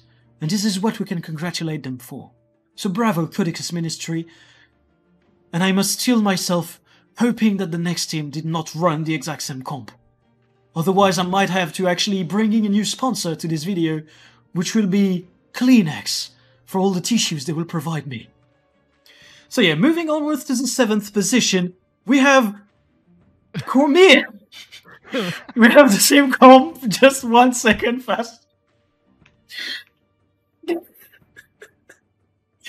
This is a nervous breakdown. Give me a hot second, lads. Give me a hot second. I think the only boss that came this close to just being pure purple was Largos, pretty much. We had like 12 or 13 Condi Chronos in a row. I'm breathing, you know, I'm breathing. I am okay, Evo. Thanks for asking. I'm just, you know, this is purely nervous because, you know, I'm trying to hype every team. And the first thing I look at is the team comp, and then I'm like, shit, I don't know what to hype anymore. They're just 1 second better, I guess. And this most definitely comes from the quality of their raid training. Once again, check out Proturns In if you're in need of, I guess, some chrono rotation guidance on the EU servers. Moving onwards to the 6th position, we have Legendary Inside. And inside of their team, do we see the same comp? Yes, we do. With a time of 2 minutes and 56 seconds, just 1 second faster than the previous team. It is the 1 second better. Every team is just barely 1 second faster than the other. This is truly impressive. What can you expect? This is what we're expecting from now on, just 1 second increments. Yes, they did it. Congratulations to Legendary Inside for doing this. 2 minutes 56. 6th position. Bravo. Moving onwards to the number 5, we have Apple Core. With 2 minutes and 53 seconds, they have proven that it is possible to beat the other team by just 1 second, but 3 seconds. They're flexing on everybody else by proving that they're 3 times better than everybody before them, who could only get a measly 1 second increment on the previous placement. Congratulations to Apple Core for their creativity, ingenuity, and marvelous display of, I don't know, balanced knowledge in Guild Wars 2, I guess. Bringing in the most busted class Chronomancer. Bravo! Congratulations to Apple Core for getting 2nd best silver rating. Clap, clap. Cue the clip of Thanos saying perfectly balanced as all things should be.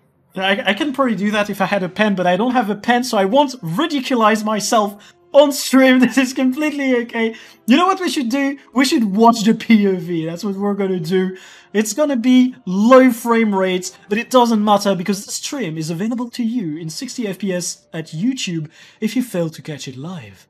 So yeah, moving onwards with this. FPS. Rank 5 with... I like where this is going, Isaac. So yeah, let's have a look at this. The eagle watches over their chat cover. But can we say the same of everybody? Okay, there is so much for... You know what people should do? They should change the color scheme in the Arc to remove purple and just put something else on purple at this point. Yeah, actually we should have watched the POV of Go Even Further Beyond. Because at least they have a fun team comp. I'm very glad that we got to see the Reaper POV already. Is that screen shake? Wait, that's unique. That's creative. Okay, guys, I take back everything that I have said up until this point. I dared to take a jab at the wonderful creativity of Apple Core.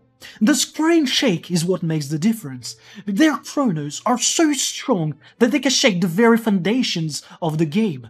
They can bring something inside of it that we couldn't see earlier. Truly massive. Massive just like what? Just like their DPS, yes it is. We can see that 3 of the chronos are really dabbing on the rest of the competition, and I guess we can thank them for carrying the rest of the team to greater heights. I know Chrono is stale, but it is worth noting that there is execution and optimization involved, especially when you get faster and you try not to take like an STM Chrono or an in-speed Chrono, and you're just going on time warps. You have to adjust CS timings so you have time warps at all times, or you need to take defenders and use them at the proper times for taunt uptime to proc the trait for extra damage. And yeah, the faster we get, the better execution I guess there was.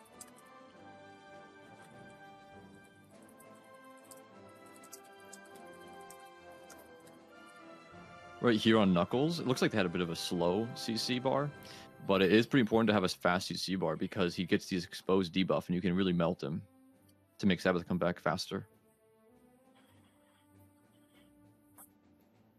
Okay, the question is here in the chat from Santa Claus. Can you link the Herald POV from AAA?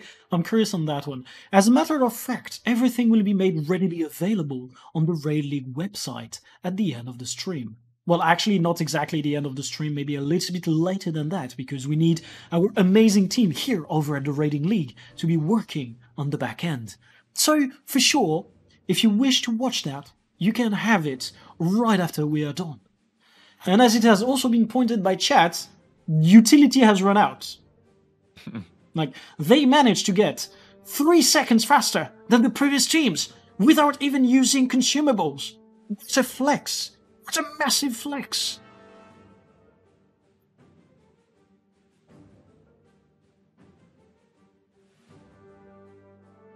They have 2 people in downstate, but they also have a nature spirit.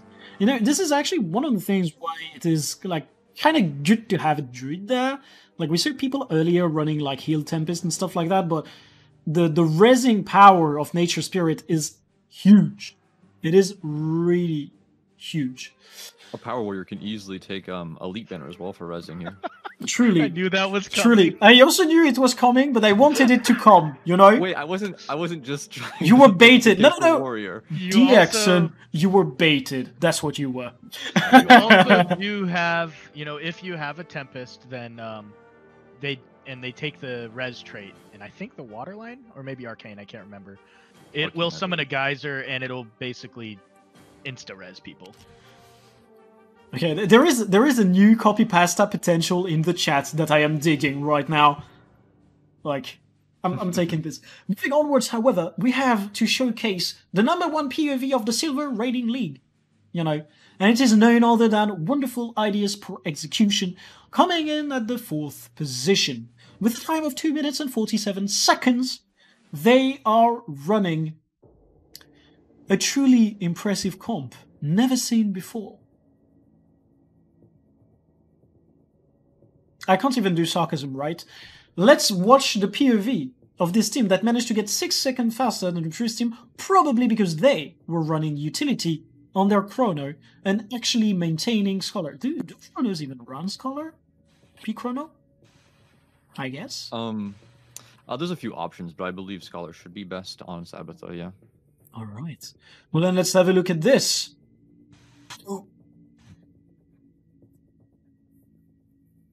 No, actually, there is someone agreeing with you in the chat, DXon. Agree with DXon, it's not trivial to play the P-chrono stack. And the pause goes on, so maybe you want to elaborate on that and actually tell people a bit more about that. Because, of course, watching it played here might make it seem very simple, but I personally, I'm not able to play Chrono for the life of me. Like, I cannot press the buttons in the right order. And maybe you want to explain a lot of stuff around that. Well, essentially, this fight doesn't have any downtime, right? It's essentially a golem, so there's no way to just wait for your cooldowns. You need quickness 100% of the time, no matter what, essentially.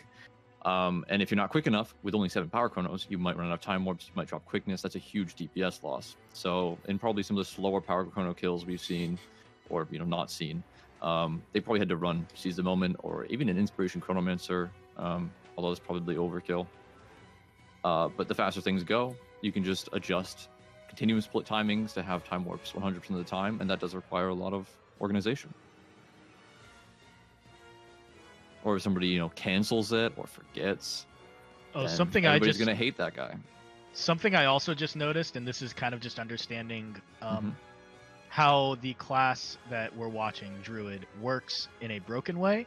You saw the Druid use CA5, which is an AoE around them, away from the group while kiting flak, but what a lot of people don't realize is that actually pulses the Grace of the Land might stacks on your target. So you can be away from the group, targeting Sabetha, giving might by using that. Interesting. Yeah, I actually nice did little- not know about that. Yeah, all the immobilize and slow and the conditions and everything pulses around you, but the might pulses around your target. Using broken design to your advantage, I suppose.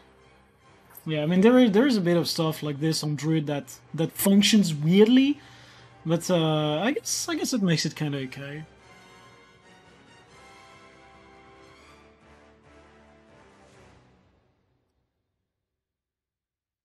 Right, they're already melting Karna. Like the power of the Chrono stack is massive. You know what I am seeing as the main difference from the previous skill is that right here you do have again 3 players really like at the top, like 3 Chronos that are better than the others, but the rest is not too far behind. Whereas we had a clear split in the earlier point of view. Although it's not Well, in necessarily that- because they are better. It's because maybe some have Defender, which might be a DPS loss, and some are able to abuse Mantra here, because you can like spam your Mantra before Sabetha phases and instantly recharge it, or because of their Alright. CS timings, because you do have to adjust CS timings for Time Warp, like I said, on Sabetha, if you're Interesting. fast enough. I do think one of the nicest things to note here is how well this Druid is going in and out of the group to give effective might, make sure the spirits are pulsing on people, while keeping the flak away from the group. They did a really good job of bouncing in and out and keeping everybody safe and topped off. So indeed, clap for them. That was some good Druid point of view, and for sure an enjoyable one to watch. At least we didn't have a Chrono POV, you know, I dig that. Moving onwards, let's congratulate Calamity for being in gold, you know, 3rd position, 2 minutes 43 seconds, massive dab on everyone else. How did they achieve it, you might ask? And my answer for that is going to be very simple. See the Druid? At some point it becomes unnecessary, so you can remove the Druid and add an extra Chrono. Yes, you can.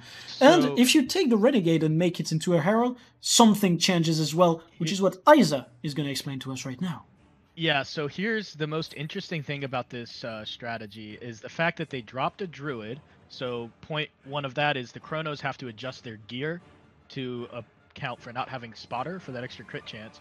They also dropped a Renegade, so now the Chronos are taking a Lackwell, and we should all say, you know, a prayer for our poor warrior friend that has no alacrity due to that. And the Chronos also self-generate some alacrity, so they really have no issues with this. The Herald is actually the Kiter and is a heal Herald, which is a very, very strong class because it pulses regen, and the regen is extremely strong and extremely powerful. The other thing to note is I didn't actually get to see the Herald's POV, but the F2 on Herald, if you have that on, it increases the boon duration, the outgoing boon duration of everyone that it's pulsing on. So that does also help with the alacrity and the quickness up times for the entire squad. All right. It's also worth noting what they lose, right? So like they're losing the Spotter, they're losing the Renegade alacrity, they're also missing Soul Cleave, potentially spirits from the Druid. I guess the spirits But are they do gain an not too extra chrono. necessary. Yeah. The spirits are a big loss, yeah. So you kind of got to weigh the options. An extra DPS chrono, but you lose the DPS increase from spirits, Spotter. Bigger burst heals, you lose the, you know, nature spirit, all that stuff. So it's unique. It's good to see. But you don't need Nature Spirit with Elite Ban. I expected that There it once is more. again. There it is. But yeah, as it has been pointed out in the chat, Frost Spirit will not affect Phantasms. So at some point, I guess Druid becomes irrelevant. And it saddens me to say so. You know, feels bad. Feels very bad. Yet, you know what actually can cancel my sadness at not seeing a Druid anymore? The people who came second in the Gold League. And they're none other than Patchwork Gamers. Congratulations to them. They got 7 seconds on Calamity CA by bringing back the Druid and the Renegade. Yes, they did. So even though Calamity decided to, you know, improve, be creative, They were beaten by the power of the established meta. Yes, they were. Congratulations to Patchwork Gamers for this. And I guess we're going to be watching their point of view, and I can already say that it's going to be a chrono. Lads, hold me, please.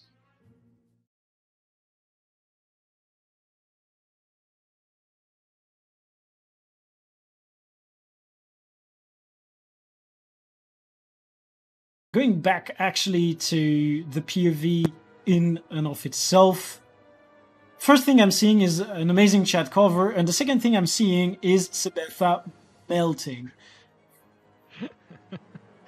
Yeah, the chat 50k cover also goes DPS. back to a little bit of a a little bit of a meme that happened during our grind. There was a lot of as I like to put it, terrorist issues or people bombing each other. So that's what inspired that chat cover. Actually, Ever, you gave the URL that skipped this. I just re-enabled it unknowingly by thinking I had the wrong URL that was too far in the video. So that's my bad for clicking the red bar away. And I will also mention, Dragonback put something, who's also on our team, he put something in chat staying in with the first bomb. All the chronos were precasting Staff 5, which pulls as Aegis. So we were able to kind of greed with the first bomb, and basically everyone will just block it with that Aegis. Interesting. Yeah, I mean, that grinding these extra little bits of DPS. You know what I'm also enjoying? The Star Wars fonts DPS. Yeah. I believe that's the Star Wars font? Yeah, it's the Star Wars font. It does screw up, like, one of the people's names starts with a V, and for whatever reason it's showing an R. I don't really know. Does it really matter? It looks amazing. No, it doesn't matter.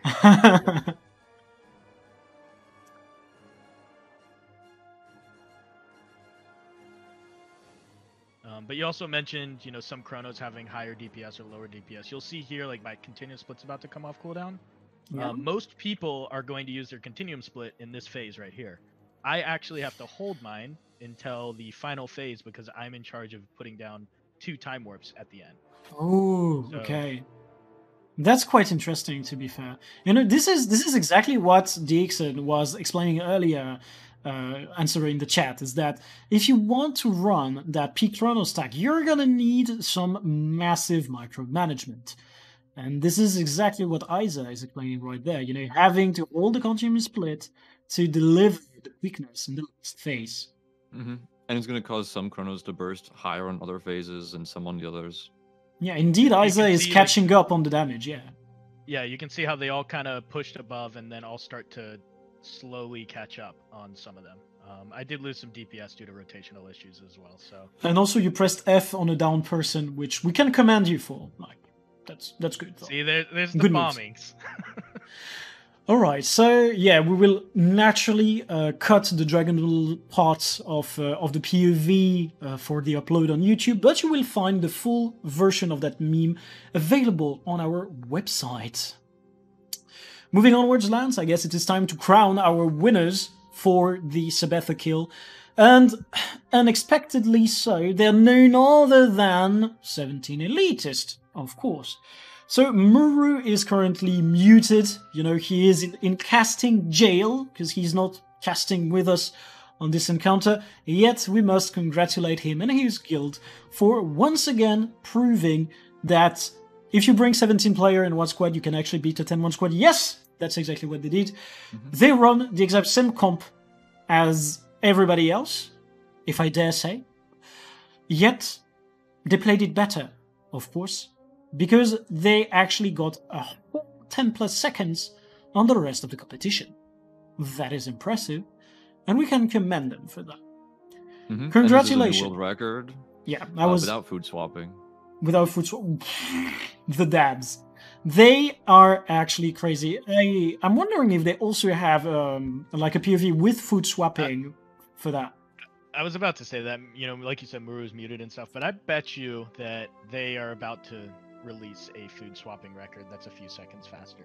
For Sabetha as well, because we have the link for VG, which we are not for V. Yeah, for VG, I think, which we are going to show, and I guess this is also going to be massive. Jesus. Okay, I mean, that is kind of crazy. We're kind of digging this. So yeah, 17 elitists beating a world record while submitting to our coercive rules. So yeah, let's watch it, shall we?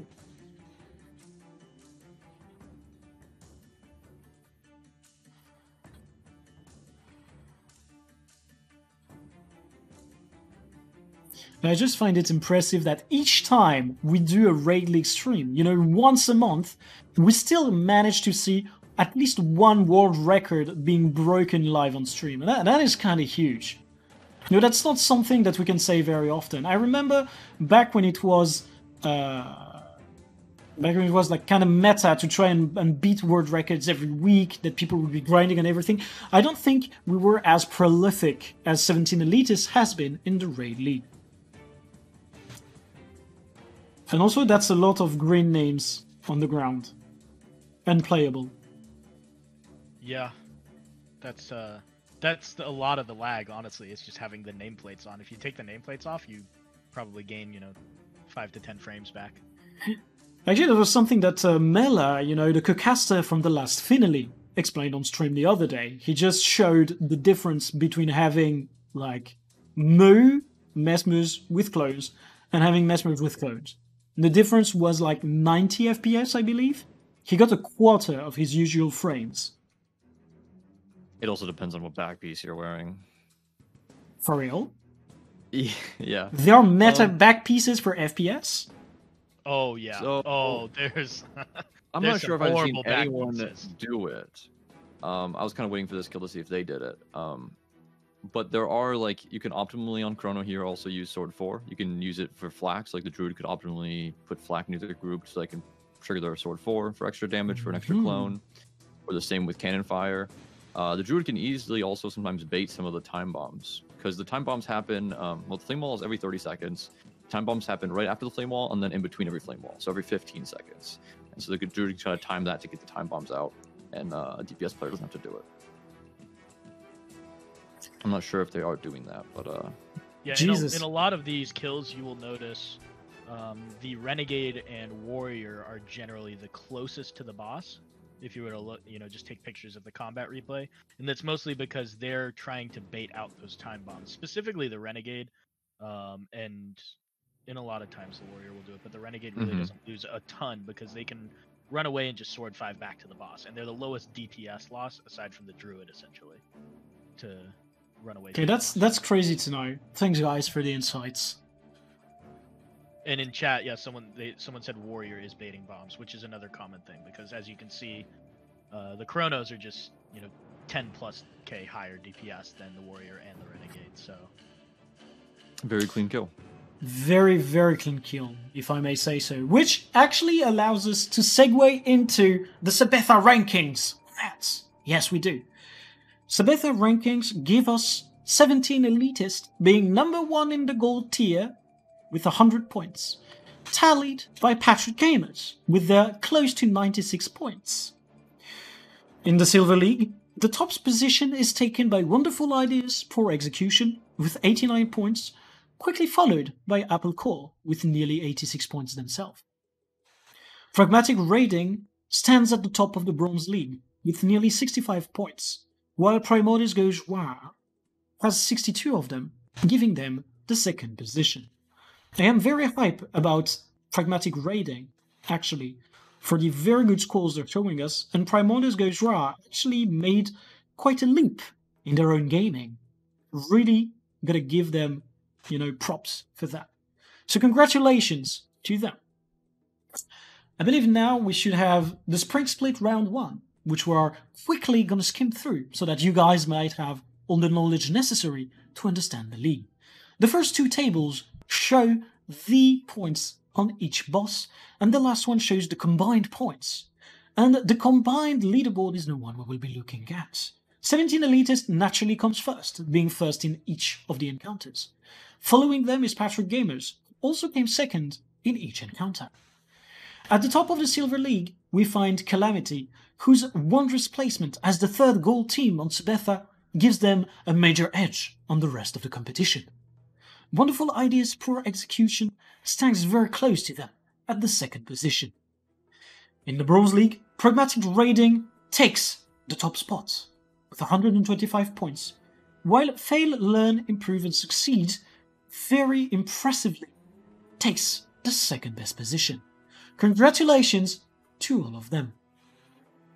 I'm just going to point out, looking at the leaderboard here, when you compare it to previous leaderboards, it's a lot more compressed. There's a lot more teams, climbing up towards silver and gold, which is just nice to see. It means the competition's getting better, the people are getting better, and we should see some more interesting kills going forward as well. I agree. Not to interrupt Sa Majesty's points, but just to go on with Isa, I am, not that my opinion matters or requires validation, but like, I'm really impressed by how many good teams there are, and even bronze teams have like kills that are much better than pugs and show a lot of promise and show a lot of organization and optimization. It's very good. All right, back to you, Sam. Yeah, I mean, this is like all said and done. I guess I don't have much to add to that, like, because I wanted to say exactly the same as you did, Dixon, which was that truly every time we do a Raiding League stream, we see pretty damn amazing submissions from everyone. It could be the idea of people unknowing of the Raid League to believe that the bronze teams would be somewhat bad or underperforming, and that is not the case whatsoever. In the bronze teams that you see this, you have players who would dunk on the pug any time of the day. And truly, I want to thank everyone for their amazing submissions. You all are doing amazing every time, and it is a pleasure to be able to cast this amazing community initiative that is the Raid League. I believe that this actually brings us to the end of the PowerPoint, the presentation. But before that, there is another thing that we need to do.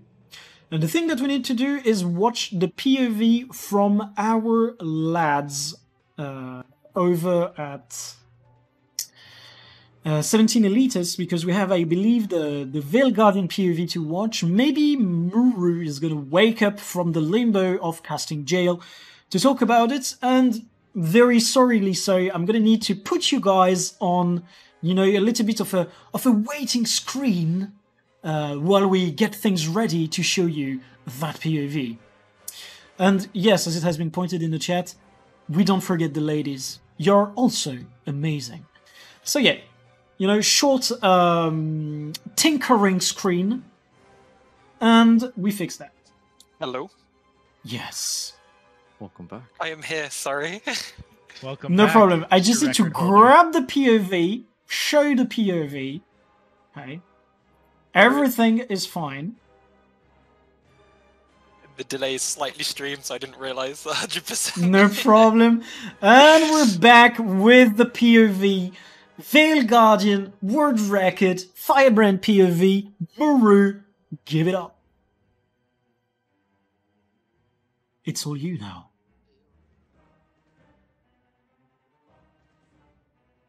Obviously, you can see the food just chilling on the floor because the food swap is the big part of this one. Actually, why would you put the food, so to speak, this far away? Wouldn't it be better to have it closer to the group and especially closer to where you would pull Vale Guardian in the last phase? So we have one on each of the three corners because you get the food buff from the split kill, and then you want to eat quickly without having to distract you from actually DPSing the Vale Guardian. So as you're running back to the center, you eat the food and pick it up, and then you can keep DPSing. Though there's quite a few times where we just forget to pick up the food on the way in, and then are like, oh no, so then we need food in the middle. And yeah, food swapping is very powerful on this boss.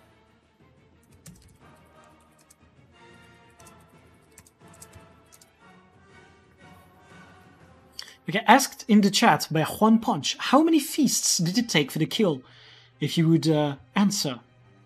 Well, I'm pretty sure that's where all of our Raid League prize goes to. Just spending money on feasts and thesis just to, actually fund these records. The other interesting stat will be how many feasts people are eating in preparation for the tournament as well. Okay, it is time to make money, lads. If you need to make money, be a crafter for one of the Raid League teams or a Hearthstone tournament team. Actually, like, this is a wonderful segue into talking about Raid League pricing. As you guys know, we've been sponsored by Aeronet so far and are looking forward to being sponsored again. This is, going to be in talks. And a thing that you guys can do if you wish to help us out is... Jesus, everyone can see I'm a massive weeb right now. We go back very quickly to the PowerPoint presentation before I get fully exposed here. Oh my god. Weebs in, Sam. Don't be embarrassed. Weebs in, boys. Let's go. I'm a Genshin player. I'm adventure rank 56. If you guys wanna mingle, I'm actually playing the game quite a lot. Jokes aside, we have a lot planned for you here at the Raid League. So beyond the fact that, any form of participation from you guys would be kind of good to have. If you're curious about helping us out with the prize pool, you can check it out on our Discord. But beyond that, let's not talk about what we need, but let's talk about what we're going to give to you. The next split of the Raid League is going to be naturally at the end of the month of May. The grind week starts on the 21st and ends on the 29th, with a final stream planned for May the 30th. In the drawing pool, we still have quite a bit of bosses, among which are some of the most interesting ones. I am looking forward especially to a Doom or a Demos, because these two are kind of heavy on the mechanics, kind of enjoyable to watch, so I'd love one of these two. And a honorable mention if we get a Conjured Amalgamate, because I don't know why I just love this one. CA is really, really in-depth. Like, there is so much to CA which you don't realize, which is why I actually really like CA as well.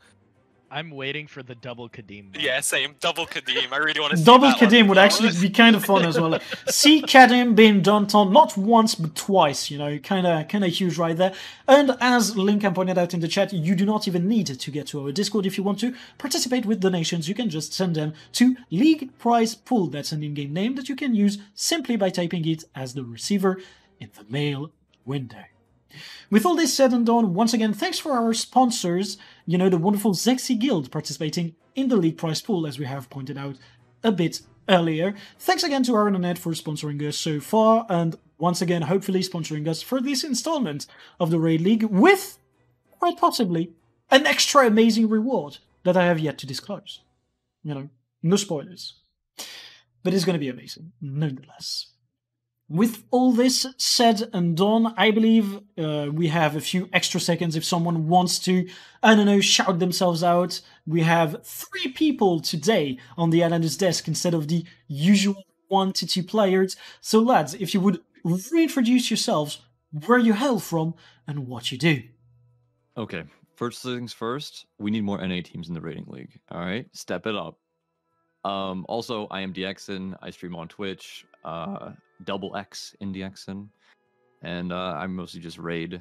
I also lead a win. We'll be in the Hardstock raiding tournament. That should be pretty hype.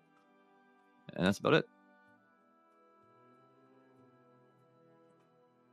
Muru, Isa. Isa next. Okay, all right. I'm Isa. I used to stream. I mostly just post raid videos on YouTube now. But I'm also in win with DXN. And am competing in that tournament as well, and doing this Raid League stuff with Scuffed Opening and now Patchwork Gaming and whatever we decide to call ourselves next split. Okay. And Muru? You know me. I've been here for a good while now. Unlike the others, I don't stream or do videos. I am just a lowly gamer. Part of 17, current best guild, right, everyone? Lowly gamer, he says. Yeah. Number 1 Raiding League winner. That's what you are, Maru. Come on. Let's go. And a friend has begged me for the past 4 months to shout him out, so I'm just going to say shout out to my friend Letotan, who's been watching, waiting for my shout out. All right. Shout out to my mom. Oh Jesus! Okay, lads, let us not go overboard right there. You've had your moment. It is now time for, I don't know, me to have my moment and shout out the rest of the people in Raiding League. So, you guys have been awesome, the analysis desk has been impressive, and I've been Sam. I stream very bad PvE gameplay, yet still I am able to cast this raid tournament on a monthly basis, and apart from that I do economy guides on YouTube. Beyond that, I want to thank the rest of the people participating in the Raid League. You've seen their names in the chat. Evocron, our head admin, who takes care of mostly everything related to the organization of the Raid League. Aside from him, we have the wonderful Linka taking care of all our graphical needs, as well as the bots, and as well as a lot of the brain power that goes into the making of our tournament. Beyond that, I also want to extend my thanks to the rest of the admin team, part of which is Crosis, who we saw participating in the Raid League as well. And with all this said and done, I believe that we have shouted out every single person that deserved it right there. And okay, Muru also cuts the bosses. I guess we should also say that on top of being a god gamer, he's also a god Photoshop player.